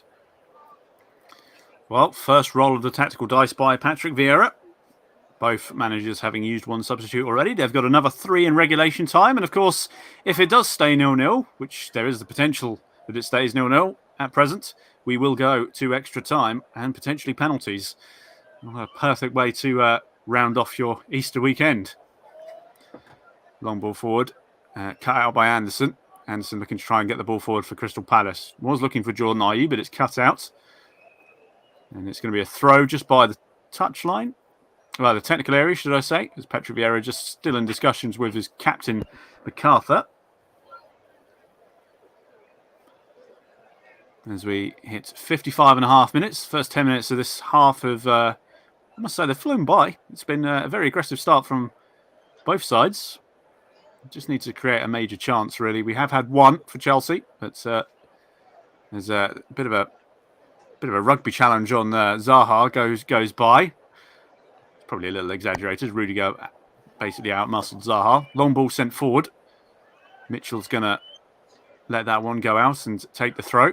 His first touch to pick up the throw in. Second touch, not particularly great either. There we go. He's got it. So, who's going to blink first? Who is going to get the first major opportunity to break the deadlock here? I think young Mitchell's done himself a lot of favours today. He's looked like very lively in that position. And, very much has been a player who looks like when he has the ball, looks very comfortable. And certainly here today, there's been one of the Crystal Palace players which is starting to stand out as this game goes on. Well, the left-back position is very much not quite as nailed down in the England setup, let's put it that way. Certainly haven't found the spiritual successor to Ashley Cole. No, Luke Shaw and a few others have tried their hand at it. Luke Shaw certainly did very well at the Euros, we've got to say, but competition for the left-back position, I think, would be healthy for sure. And Mitchell definitely putting himself in that picture. Jorginho exchanging passes with Rudiger. Now Christensen's going to bring it into the Crystal Palace half. Looking for options. Chooses to go to his right, where James is marauding forward. Loftus-Cheek was making good run, but he goes to Azpilicueta on the touchline. Forced back, though. Again, Crystal Palace hunting them down in packs, forcing Chelsea backwards. James just on the edge of the centre circle, finds Rudiger. Back to James once more, being harried by MacArthur. Has to go back into his own half of Christensen. Back to Rudiger once more. Here's Mason Mount on the far side now. Exchanging passes with Marcus Alonso. Loftus-Cheek has dropped deep this time. Again, Chelsea being forced backwards by Palace's excellent shape and hassling every opportunity at Chelsea. Not giving them too much chance to create any passes or opportunities. Alonso again forced to go across. James looking for some kind of space. Forced to go wide this side to Jorginho on this near side. Back to James in the middle. Crystal Palace just holding firm. Chelsea not really sure where to find the space. And straight in there with a big challenge there. It was Schlupp, got a big foot in. He stayed on the ground though. Referee's not stopped play. He has now. There's Schlupp. It was a big challenge. He's certainly come off slightly worse. Let's have a look at the replay here. What do you make of this challenge? Bit of a 50-50. Look at James here. Just looks to play the ball away. And to be fair, Schlupp's the one that has committed the foul. He's come in late and come off worse for it. It can happen sometimes. But I think 6 of one, half a dozen of the other. Move on. Well, it's going to be a drop ball that's going to be not contested by the looks of things. Because Chelsea did have the ball. And as you say, it really would have been a free kick in Chelsea's favour should the referee have deemed it an infringement. As we get back underway, Christensen in the centre circle.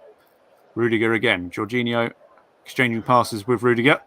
Being forced all the way back by Jordan Ayew. Looking for Havertz just inside the Crystal Palace half. Immediately harried by 3 Crystal Palace shirts. They look to bring the ball forward. Schlupp looking forward. Wilfried Zaha getting to the byline. He's challenging Christensen.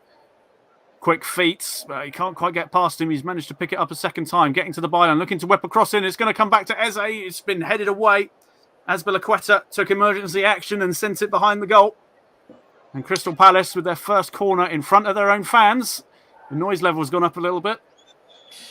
Well, it's good hustling there by Zaha. If at first you don't succeed, try again. And that's exactly what's worked. He's got to the byline. He's put it across in. And he's caused problems. And he's won his team a set piece. Good football from Zaha, who's starting to grow into the game, I feel. As he stands over this free kick on this near side. There's a lot of big Crystal Palace players up for this one. Eze puts his arm up, looks to deliver it, whips it in towards the penalty area. The head has gone up and it's just gone wide. Who was it? It was very close. I think it was Kouyaté with the header. Literally in the middle of the 6-yard box, on the edge of it. Gets up highest. I think it's come off his shoulder in the end. Just can't quite get it on target. Well, you've got to credit here the work done by Mason Mount. Very casually stands his ground, and that's just enough to put Kouyaté off and to stop him being able to head that onto target. That's very clever defending, and you never taught that. That's just something you learn. It's a sixth sense of being able to put the opposition off. But really, despite the good bit of defending, Kouyaté should have buried that. That was a golden chance. Well, Chelsea, in their attempt to counter-attack, have given away a free kick after Anderson has been fouled. He's over-exaggerated the contact slightly, but it was a foul nonetheless. He's certainly taking his time to get to his feet, which he's entitled to do.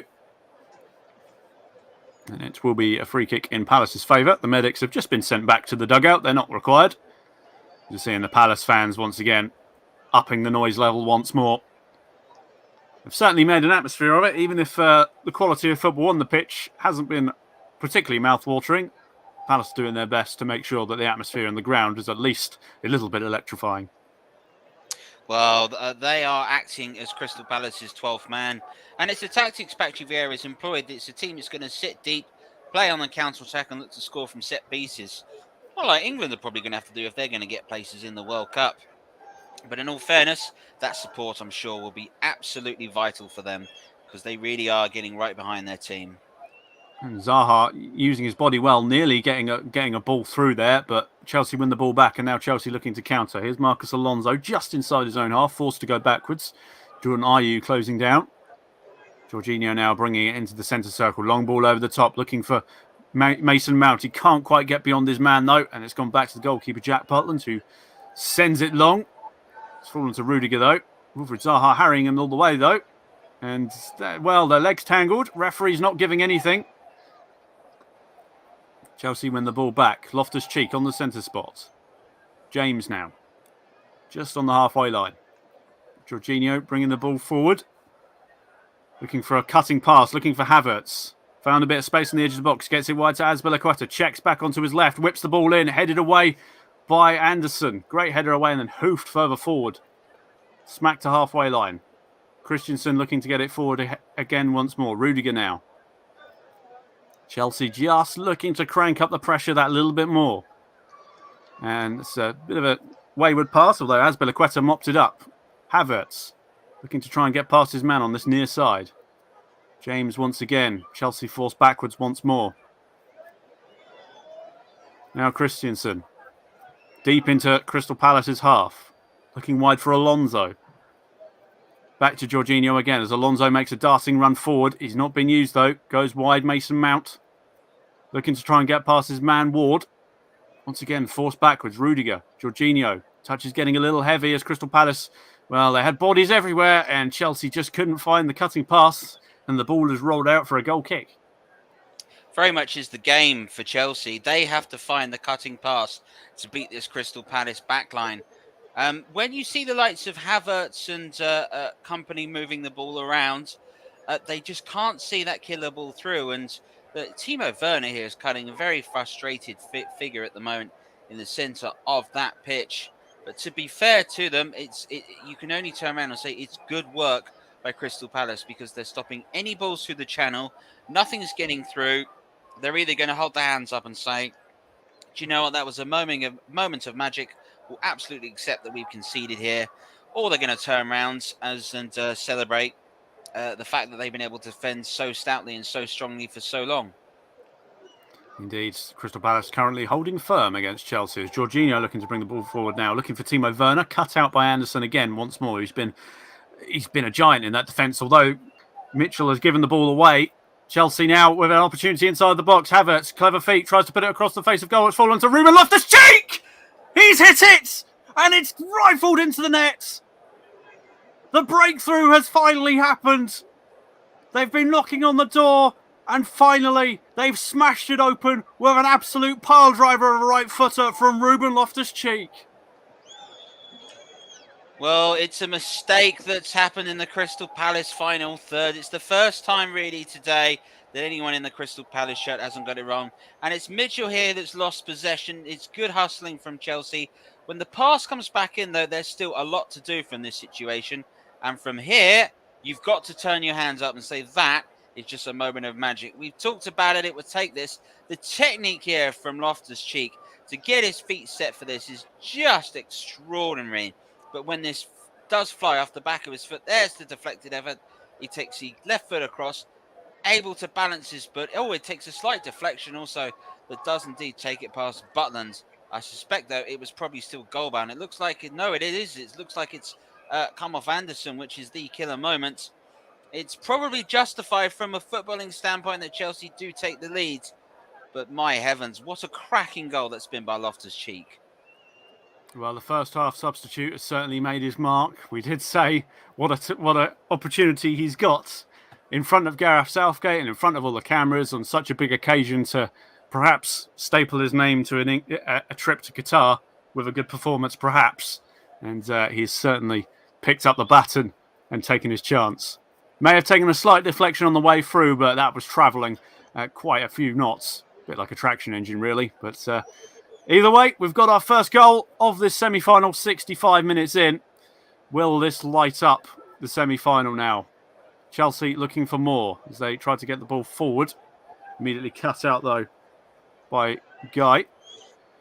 Mitchell looking to shrug off that mistake where he gave the ball away. It's a shame for Mitchell because he's been having a really good game, and as a local lad, that will hurt. But he's still young. He'll learn from it, I'm sure. Yeah, and there's always the thing, you learn from more mistakes than what you get right when you play football. And I think Mitchell, there's still time to recover in this contest, but let's be honest, it was liquid football that Loftus-Cheek's strike that had done the business with. And sometimes you got to hold your hands up to that. There's a long ball over the top, nearly broke through to Werner, but Jack Butland was quick to it. As Crystal Palace just need to settle a little bit. They've still got a good 23 minutes or so to get themselves back into this. Of course, for Chelsea, this is their last opportunity to get any silverware this season. Obviously, lost in the League Cup, got agonisingly knocked out in the Champions League. They're not really in the title race either. So Chelsea just maybe wanting this a little bit more, perhaps. But for the game plan for Crystal Palace, it all changes. You can't just sit back and defend now. You've got to find a goal. Yeah, and that's going to leave for spaces moving forward for Crystal Palace. They've got to be prepared that Chelsea are now going to have chances and go forward. I guess Chelsea must be thinking themselves a repeat of the Carabao Cup final and an opportunity to avenge that. And maybe that's driving them forward a bit more. Oh, here is Timo Werner. He's got to the byline, looks to whip across in. It's fallen to Loftus-Cheek again, just inside the box. He's forced backwards to Azpilicueta. It's going to fall to Jorginho. Dinks it wide to the opposite byline where Mason Mount is waiting. He's got two players that he's up against. He can't quite find a gap to get a cross in. Being forced back by Jordan Ayew.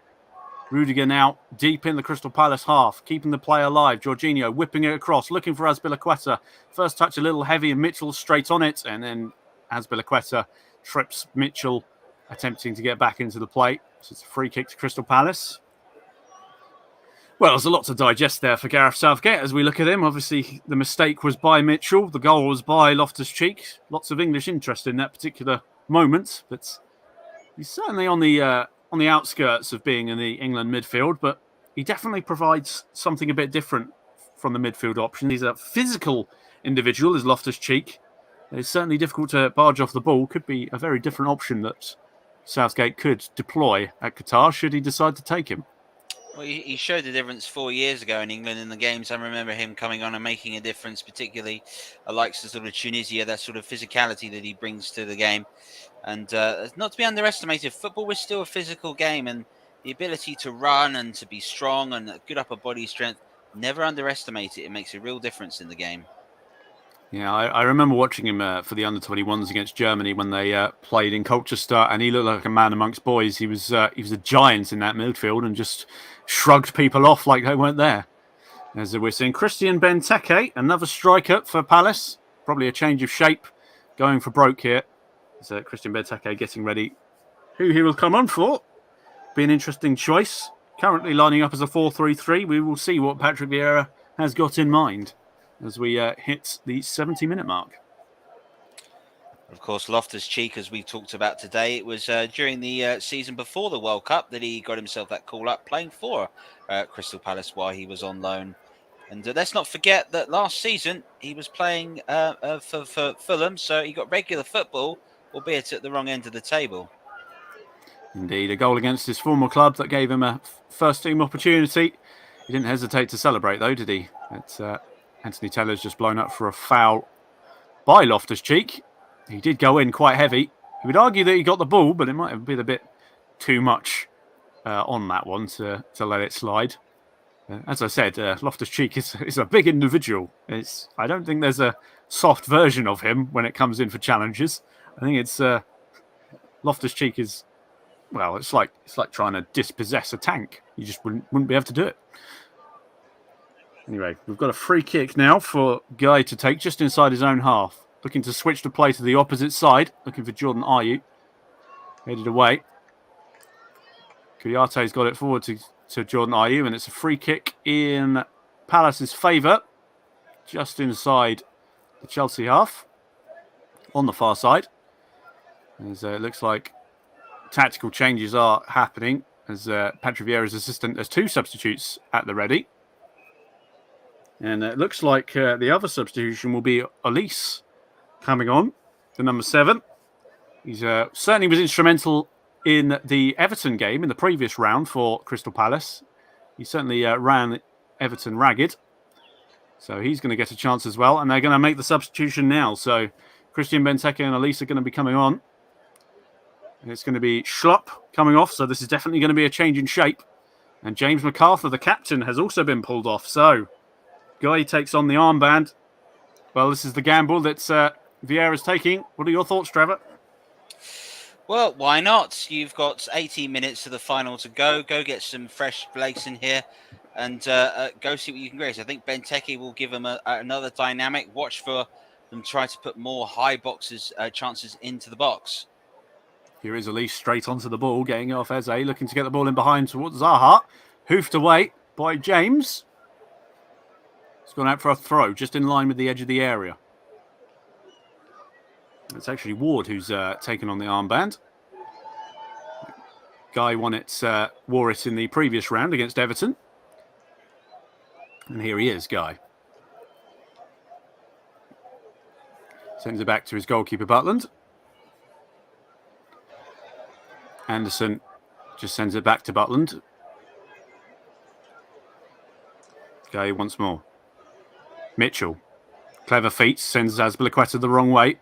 Jordan Ayew dropping deep to try and receive the ball. Jack Butland now inside his own 6-yard box. Is Chelsea pressing quite high up? Long ball forward. Looking for Benteke to nod on to Zaha. Lovely touch. Now Jordan Ayew heading down this left-hand side. He's got Mitchell on the overlap. Checks back onto his right foot. Looking for Wilfried Zaha inside. He's got there ahead of the goalkeeper, but he's forced wide. Tries to whip in across. It's fallen to Eze on the edge of the box. Looking for a release just inside the box by the byline. Yellow shirt's in the way. It's hacked away by Christensen. It's fallen as far as Ward on this far side. Elise once more. Injecting a bit of energy into the side. Kuyate exchanging passes with Ward. Elise forced to go back. To game once more. Eze looking to bring the ball forward.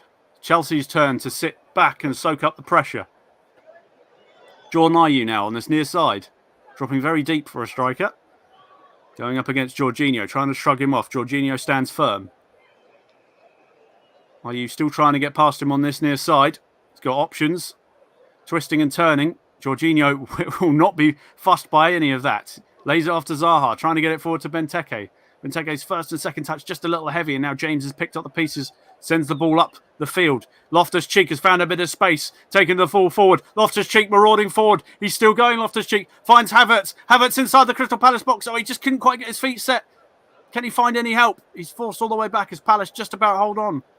Havertz bringing it to this near side touchline, and he's dispossessed by Guehi. And it's gone out for a throw in Palace's favour as Palace survived the counter-attack.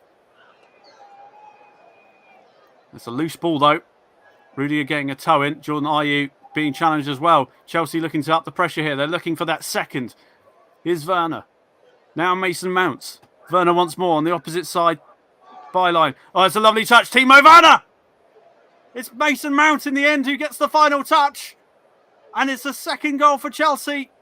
75 minutes gone and Chelsea have taken command of this semi-final. Chelsea just ups and ups the pressure, and eventually a second goal came. Well, it all comes from the fact that as Crystal Palace have committed themselves forward, and rightly so, Chelsea have been able to find space on the counter-attack. Look at this here from Werner in this situation. When Mount has this in this situation, it's about even numbers.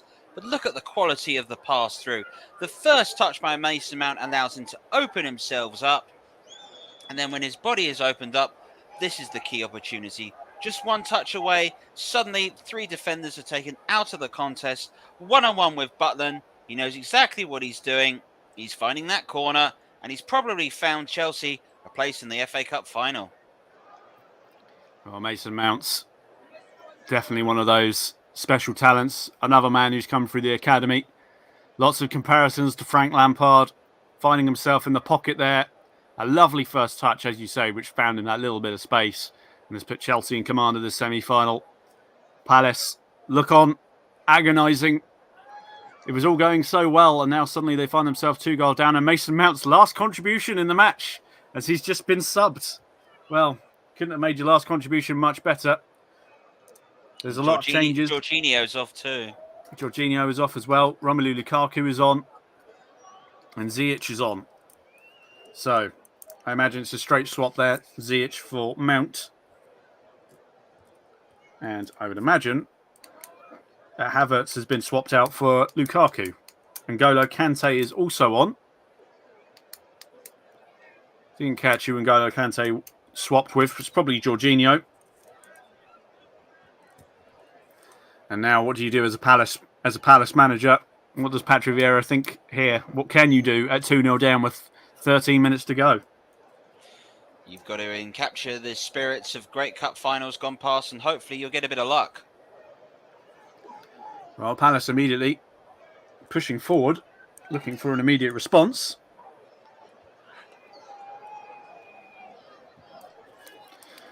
But it's going to be difficult to come back from here. If they do come back from here, it'll be one of the greatest semi-final comebacks in recent history.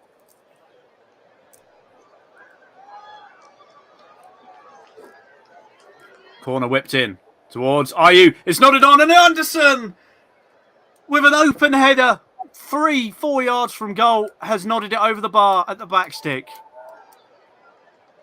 Well, I'm sorry, but whatever level of the game you're playing, after this should be in the back of the net. I think one of the things here with Anderson, he seems to snatch at this chance. He knows it's coming right to him, doesn't get enough height on it, doesn't get himself down to head the ball down and really create an opportunity. And you can see his frustration. He knows he should have buried it. Well, will that be the defining moment? If that goal goes in, all things change. But it didn't. And now the complexion of this game is completely different. Long ball sent forward, looking for Lukaku. Nodded on, looking for Ziyech. Ziyech quickly harrying. Lukaku also pressing highly. Guy has to go all the way back to Butland. Under pressure from Lukaku. Sends it long. It's going to come straight to Rudiger, who nods it forward. Looking for Werner. Kouyaté stepped on the ball. That's not going to help his cause there. Forced to go back to Ward. Here's Anderson. How will he be feeling after that mess? He's going to look back on this match and say that was the moment. You'll see that header in his nightmares, I dare say. And it's such an important moment in the game. If that goes in, it's 2-1 straight away, and Crystal Palace will feel they've got a real chance. But in this final 10 minutes, unless Crystal Palace can score quickly, I really think Chelsea could just see this game out quite comfortably. Well, with the substitutions that have been made by Thomas Tuchel, you bring on the likes of Kante, you bring on Lukaku, who can hold up the ball well. Ziyech can certainly run and apply that press, not allowing Crystal Palace any time to create anything. It's definitely the move to make, I think. And in terms of game management, Thomas Tuchel has proven that he's very good at it. As Chelsea just trying to keep hold of the ball here. Here's Alonso on the touchline on the far side, finding Kante. Trying to find Lukaku. It's almost cut out. It's going to come all the way through to Mitchell. Goes back to Butland. Butland looking to send it long. Looking for Benteke. Can't quite get to it. It's fallen to Kante. Now here's James. Chelsea just looking to do a bit of game management at this point, although they might want a third. Here's Ziyech. Bringing it down this near side touchline. He's got Azpilicueta ahead of him. Can't quite find him. Mitchell didn't quite get a toe on it, though. Werner knocks it back to Ziyech. Ziyech from distance. Good save from Jack Butland. Low to his right. Got both hands on it. Held it. Immediately rolls the ball out to his now standing captain, Ward. Chelsea don't look like they're sitting back and settling for 2. They might go for 3 here. Well, it's all the space that Crystal Palace are leaving as they push forward. They're just very tempted to. And it's all the changes that you would expect in Lukaku and Ziyech want to go and make a difference. But I think the second goal really has knocked the stuffing out of Crystal Palace. Maybe even the miss, perhaps, has done. But there's still plenty of time left. And here's Jordan Ayew on this near side byline. He's got a bit of support in the box for him. He tried to shoot. It's come straight off Reece James, and it's been given as a goal kick as it rebounded off James and then back off Ayew. As he looks to the skies. Well, Jordan Ayew has got to play this first time across goal. There's no need for that skill. There's no need for that step over. First time across the 6-yard box, create problems from there. That's poor decision making. Yes, and Christensen has left the field to be replaced by Thiago Silva. So Palace's task of scoring another goal has just got that little bit more difficult. It's a real luxury, as we said, with the multiple substitutions, with that kind of quality that you had on the bench, to be able to bring Thiago Silva off the bench. It's just no disrespect to the Palace substitutes bench, but it's 2 different worlds there to be able to bring that kind of quality off the bench. And the argument can always be made with you having so many substitutions. It's definitely going to favour the bigger sides with the bigger budgets, because they'll be able to bring on more players and change the game. I mean, the question's been said here. When England and Italy played in the final of the Euros, had there been only 3 substitutions, could Italy have changed the game as much as they did with 5? Certainly a question that's been posed by many managers, coaches and many teams this season, obviously about fixture congestion and all that. But the FA Cup having 4 substitutions at the minute, and we would have potentially had a 5th, should we be going to extra time? When with the time running out, I somewhat have my doubts that we'll make it that far, but Azpilicueta just holding the ball nicely there under the challenge of Jordan Ayew, who then proceeded to play leapfrog in an attempt to get the ball back. Loftus-Cheek just controlling the ball in the centre circle. Here is Thiago Silva. Also has a very decorated career himself, you've got to say. As Loftus-Cheek again receiving the ball just inside his own half. Chelsea just looking to keep hold of the ball now, I feel. 7 minutes to go. They don't need to risk anything. Although they've fired a ball forward looking for Lukaku, but that's just got a bit too much on it. Jack Butland swallows that up. Immediately rolls it out to Mitchell on this near side. Quick 1-2 with Kouyaté. Referee has blown his whistle for something. Rudiger has got an issue at the minute.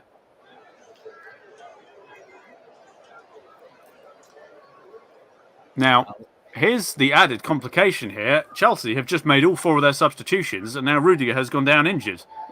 So potentially, could we be seeing Chelsea down to 10 men? If we do, then Crystal Palace may be thanking the football gods just a little bit. They're not there. Absolutely brilliant. We're just watching a replay of a fantastic strike by Loftus-Cheek and the second goal taken by Mount. The thing is, in Crystal Palace, when it's come to the key moments in the game, key bits of quality have been there from Chelsea that have been lacking. Anderson's header goes in for Crystal Palace, changes the game for them. But that's the difference between top quality sides. And let's not forget, albeit they aren't for much longer, Chelsea are still European champions. Yes, and Crystal Palace have made a substitution. Club captain Milivojevic has made his way onto the pitch and takes the armband with it as Crystal Palace gets us back underway. Here's Mitchell on this near side. Goes back to Milivojevic, who gets his first touch of the semi-final. Here's Anderson. They just tried to bring the ball forward with Gay. Milivojevic once more in the centre circle, looking to ping the ball far wide. Here is Olise. Gets past Alonso, thinks about a cross, stuck on the byline. He's got a chance for Milivojevic on the edge of the box, who was trying to do something, but has ended up dinking the ball out of play by the corner flag. A little miscommunication there between Ward and Milivojevic. Well, there was a lot of hope going into this game for Palace, thinking perhaps they could have another FA Cup final appearance and maybe go one step further, but it's just not quite happened for them in this second half. No, and the key moments have been won by Chelsea. I think Crystal Palace, like I said, needed a bit of luck. They looked comfortable until that press by Mitchell, in which he lost the ball. I think since then, Chelsea have looked very much more assured on the ball. And at the key moments when Palace have needed to make the decisions, those key final third decisions, they've just not been there really today. Yes, as Eze looking to bring the ball forward for Palace. Bundled over, referee says nothing doing. And now here's a chance. Timo Werner breaking away for Chelsea on the far side. He's got Anderson in front of him. He's got Lukaku for support and didn't release the ball. And much to Lukaku's annoyance, didn't receive the ball. And now Crystal Palace looking to quickly break as time is ticking out. We've got 86 and a half minutes on the clock. Here's Kante looking to bring the ball forward now for Chelsea. Azpilicueta now. Chelsea just slowing it down a bit. Loftus-Cheek, Kante going back to Thiago Silva. James just keeping it in play. Trevor? Oh, very good game I think Reece James has had. He showed us that he can play part of a back three, and Lukaku's just found his way through. Lukaku's onside, and it's played across the box. Azpilicueta couldn't quite get to it first, and it's fallen all the way to Elise. You were saying, Trevor? Yeah, I was saying Reece James has showed us his ability to play as one of a back three, the sort of the Kyle Walker position that has been known as, and that's been able to offer Chelsea a lot of play.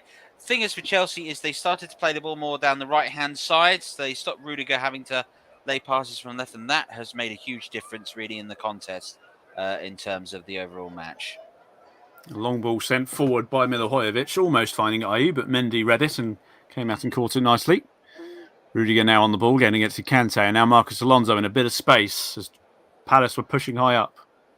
Alonso now into the Palace half, although then goes back to Rudiger to keep possession. Chelsea just looking to play the clock out now. It's they don't have to take any risks. They're 2-0 in front.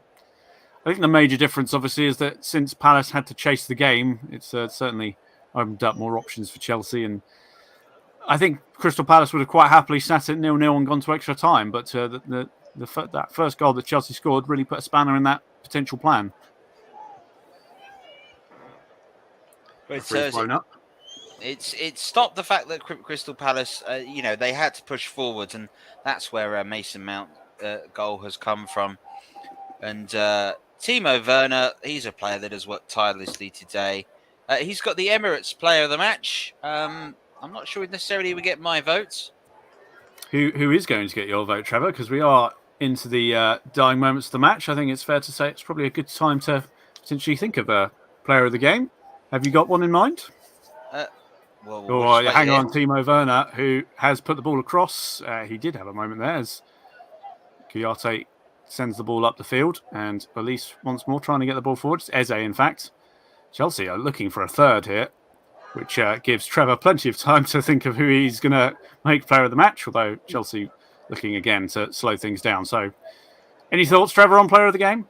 Yeah, my vote goes to Reece James for Chelsea today. I think he's such a composed sort of job in the sort of the back three, and when it's been Chelsea have changed their focus in the second half completely to play more down the right, he's been the key man, and he started the move which eventually resulted in the first goal.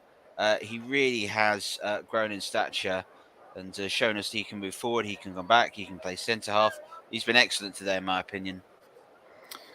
So there we go. That's your man of the match from the commentary hub man of the match. Different to the TV man of the match, which has been given to Mason Mount. As Lukaku using his strength, trying to get in there. Timo Werner marauding forward even more. Gets it to Lukaku. It's off the post. It's going to fall kindly to Ziyech. Oh, what a save by the goalkeeper, Butland.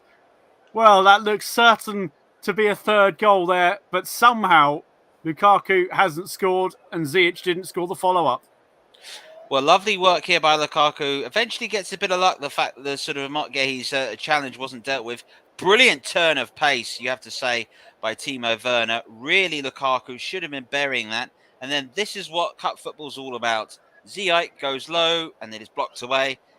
Have you got a bit more about you? Would you raise the ball a couple of yards off the ground? It goes into the back of the net. There's always going to be that chance. Well, it was Mitchell in the end who got the block. There was about 3 or 4 bodies on the line there. Alonso's going to whip in the corner from this near side. Werner's at the back post. Couldn't quite control it, though. And it's hacked all the way up the field to Thiago Silva. Here's Kante. I think an honourable mention for man of the match candidates as well would have been Loftus-Cheek. He certainly changed the game when he came on and obviously got that goal. Here's Rudiger looking to bring the ball forward, having a shot. Blocked up and away, but that's gone out for another corner. Again, yes. It's tired legs now from Crystal Palace standpoint, and Chelsea know that they've got a rematch with Liverpool at Wembley again. And at the moment, Chelsea showing the fact that that stronger bench has certainly come into order now. Well, it was Guy who got the block in this time, which sent it way over the bar. Danger's not over yet, though, as there's another corner. Ziyech is going to whip this one in. It's whipped in towards the penalty area, headed away by Benteke, of all people. Kante now gets it wide. Is a chance now. Ziyech, can he get the ball across? Looking for Lukaku again, but it just flashes across and goes out for a throw on the opposite side. Well, as a centre forward, you take crosses like that all day. Lovely work by Ziyech. First time. And just the fact that Chelsea have one player in a 6-yard box perhaps shows you where a few of their problems have arisen to this season. Well, a good old 90s, early 2000s centre-back would have been flinging himself at that. I know Les Ferdinand would have eaten that kind of cross for breakfast. Here is Kante. James, the man of the match from the TC Hub. All the way back to Mendy, who hasn't had too much to do. Mendy, he's had a couple of saves to make, but nothing too major. Yeah, but that key save that he made from Kouyaté, that was a real turning point in the game. That goes in, and it's a different first half. Lukaku did lay it back to Timo Werner, but he's forgotten he's playing football for a brief moment and tried to do a rugby conversion. That has gone probably into the second tier at Wembley, which is hard going. As it's the final seconds ticking away, it's Chelsea looking to make yet another FA Cup final. You would argue they've probably deserved it on the balance of play. And the final whistle goes. Chelsea keep their season alive. A pursuit of silverware is still on for Chelsea as they advance after breaking down a stubborn Crystal Palace side who really, really tested them. But in the end, the world-class quality that Chelsea have in their depth, very deep squad, really showed through in the end. Mason Mount and Loftus-Cheek, the two goal scorers, as Chelsea go through to face Liverpool once again in a domestic cup final. And it's the FA Cup final, the 150th one, will be a classic affair once again between two long-standing rivals. Crystal Palace can hold their heads high. They certainly really tested Chelsea. It took a long time for Chelsea to eventually break them down, but in the end, the world champions, the technically still champions of Europe, do go through. It's finished here at Wembley at this FA Cup semi-final. Chelsea 2, Crystal Palace 0. It's been a pleasure to cover this match as lead commentator, and thank you very much, Trevor, for being my co-commentator today. It's been a fantastic thing to cover. So, back to JB in the studio for the winding up of the coverage here today. And as I say, yes, we finished here at Wembley. Chelsea 2, Crystal Palace 0. Yes, guys, well done. And Trev, just stay with me. We're going to just round it off really with your thoughts of the game. I mean, first of all, Chris, what a great return to form as a lead commentator. I knew you had it in you, so a big congratulations to you, actually, because you did a fantastic job. Oh, thank you. And I just listened. I didn't turn on Matterface. I turned on you. I kept with you all game long, and I was absolutely... I was mesmerised by the commentary. Well done.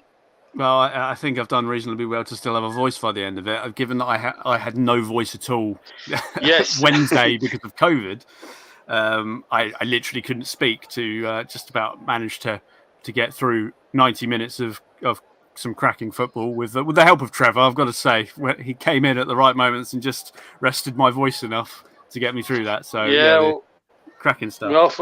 Well, I've got to give you, I mean, we've seen a terrific game of football. Trevor, you've got to feel a bit sorry for Crystal Palace in a way. I think that chance in the first half where Mendy made the save could really have been the turning point of the match, the whole game, really, because if that goes in, they take a 1-goal lead, and then Thomas Tuchel's got a lot of sorting out to do. do you think that was the turning point of the whole match? That one save from Edouard Mendy? I don't actually. I think that was the start of Crystal Palace's game plan starting to come to fruition. The turning point was Mitchell being pressed to lose possession, and then the deflection allowing Loftus-Cheek to strike. One thing to notice in the second half in particular, Chelsea moved the ball at pace more, moved it through the channels better, and were able to go and create more chances. And that's what did for Crystal Palace in the end. They very much were playing the occasion, and they needed a lot to go their way today. But the key moment in the game was that moment in the 65th minute. The first goal, you think would be so important. I always get the sense that when you have a shot like that, a left-footed error from outside of the box, it's not a given that it should always go in. If you're looking for a real turning point, JB, it's Anderson's miss for Crystal Palace. That goes in 2-1, and it's game on. The fact that it doesn't, I really feel that was the stuffing completely knocked out of Crystal Palace. I mean, we've got a good. I mean, we've had so many. I mean, lads. We've got Liverpool, Chelsea. We've got two heavyweights in the final. I think we probably would have expected that come the third round, when the third round started with the guys, when the big teams come in. But let's just talk quickly about the FA Cup as a whole now. With one game to go of the competition. I mean, we've had so many highlights on the TCR. We've had Forest doing terrifically well. You guys covering that magnificent victory for Middlesbrough over Tottenham. That was a remarkable game. There's been so many highlights. I mean, Chris, what's been your main FA Cup highlight of the season? I think it's all the underdogs that we've covered that punched well above their weight. I mean, both Forest and Middlesbrough sit quite firmly. And Boreham Wood, let's not forget. And Boreham Wood, of course. There were lots of underdog stories in this FA Cup, which I think reminds people as to why this cup competition is the greatest domestic cup competition in the world, because it's just anything can happen. Any team can beat anyone. It doesn't matter where you're positioned league-wise. Anything can happen. And to me, it's the small guys got their day in the sun in this competition. Yes, we've got the two heavyweights, Liverpool and Chelsea, in the final, but they really had to work to get there. There was no easy. Nobody got an easy draw to get to this point. Every single one was a hard encounter, and it was fantastic. The competition as a whole this year has been terrific. The semi-final between Liverpool and Manchester City yesterday was a different level of football, which was just, it was a fantastic occurrence. But the underdogs have certainly had their day in this competition, and we've got one more party piece to enjoy, which is Liverpool-Chelsea, which always ends up in a classic. Absolutely. What's your abiding memory of the cup story this year, Trevor? I mean, you've had some great games. You've had the Middlesbrough game where you completely lost it when Josh Coleman scored. It was a terrific moment for every TCB listener. But and of course, you were hosting for me when Nottingham Forest knocked out Arsenal. I'll tell you what, that was a nightmare for me trying to cover Arsenal with all those white numbers on the back of their white shirts. But what's been your abiding memory of the FA Cup this season? I would have said that in the earlier rounds, not playing your strongest side can come back to bite you. And we saw some brilliant performances. I think Forest had a very special season, particularly at the City grounds. And Middlesbrough had a very, very, very special run in the Cup. It's a shame that they ended down at the 5th and the 6th round, respectively, but they really lit up the competition. I think as the tournament went on, you started to see some of the bigger teams take it more seriously, which is a shame for the Cup, but they took it more seriously. And it all resulted in yesterday's game that I thought, from a quality standpoint, is one of the best games the FA Cup's produced. Liverpool's first half performance is one of the best that you'll see. I do think it's fitting for the 150th FA Cup final that it's a game between two sides that represent football's primary colours. We've got red versus blue. And we've also got two sides that perhaps played the greatest 0-0 that we've seen in a long time. Yes, in finals. And I remember, and I should know, I commentated on the whole thing for this TCR, but it was one of the most. I've got to be honest with you, lads. Well, let's hope so. But on the May the 15th, and I have to say, lads, I sat in this very spot commentating here at Wembley and with Paul James, and it was, I tell you what, it was one of the best 0-0s I have ever done in 6 or 7 years of doing YouTube commentary. That was one of the very best 0-0s I've ever done. But I mean, what are you? I mean, there's still a lot of football to be played until the final, of course. I mean, May the 15th, so we're just over a month away from the big day. Saturday, May the 15th, May the 14th, I should say, is the date, and make a date in your diary because we'll have it covered really live on the TCR commentary team and presenting teams to be announced nearer the time, of course. But I mean, what a final now it promises to be. And let's look at the rest of the season as a whole. We've got, well, I mean, English interest, of course, let's not talk about Burnley because, their fate could be sealed. Despite a good point at West Ham. We've talked a lot about Sean Dyche, me and you, Chris, over a lot of times, during the last week. But let's have a look at the top end of the Premier League Championship and what happened. I mean, in Europe, especially, we could have a Man City Liverpool final, couldn't we, in the Champions League? I mean, and possibly Rangers against West Ham in the Europa final. I mean, if we got that scenario, should all 4 teams get through? You got Liverpool's terrific for British football. Still on. You still got Liverpool's quadruple bid, which is still on. Oh yes, amazing. If Liverpool were to do that, I mean, just take a moment. If Liverpool pulled off the quadruple, I think it would be without a doubt the greatest achievement any English club could have pulled off of all time. Yes, nobody's done it. To win the lot. As much as City fans can throw the Centurion stuff at it, but this would be the perfect antidote to it. But as you say, there's potential there that City Liverpool being the final of the Champions League to stop.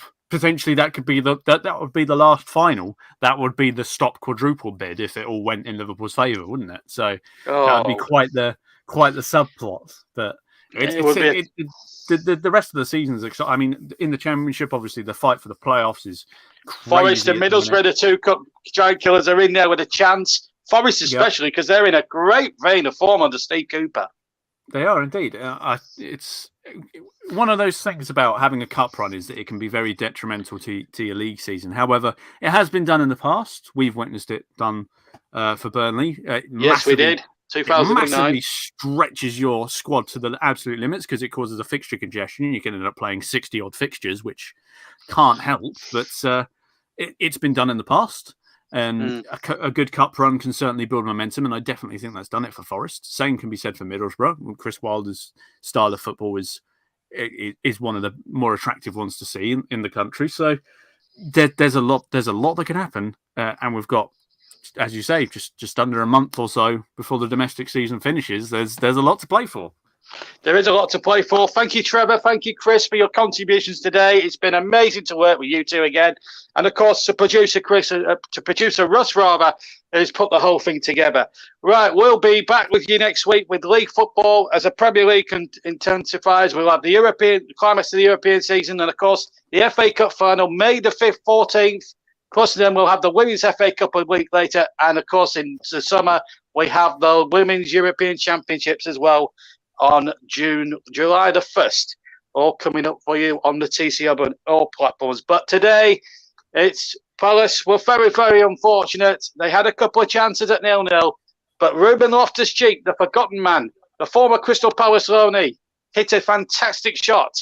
And then Mason Mount has done his both Ruben Loftus-Cheek and Mason Mount, the two goal scorers today for Chelsea, have done their England prospects no harm at all for Qatar come November with two magnificent goals between them.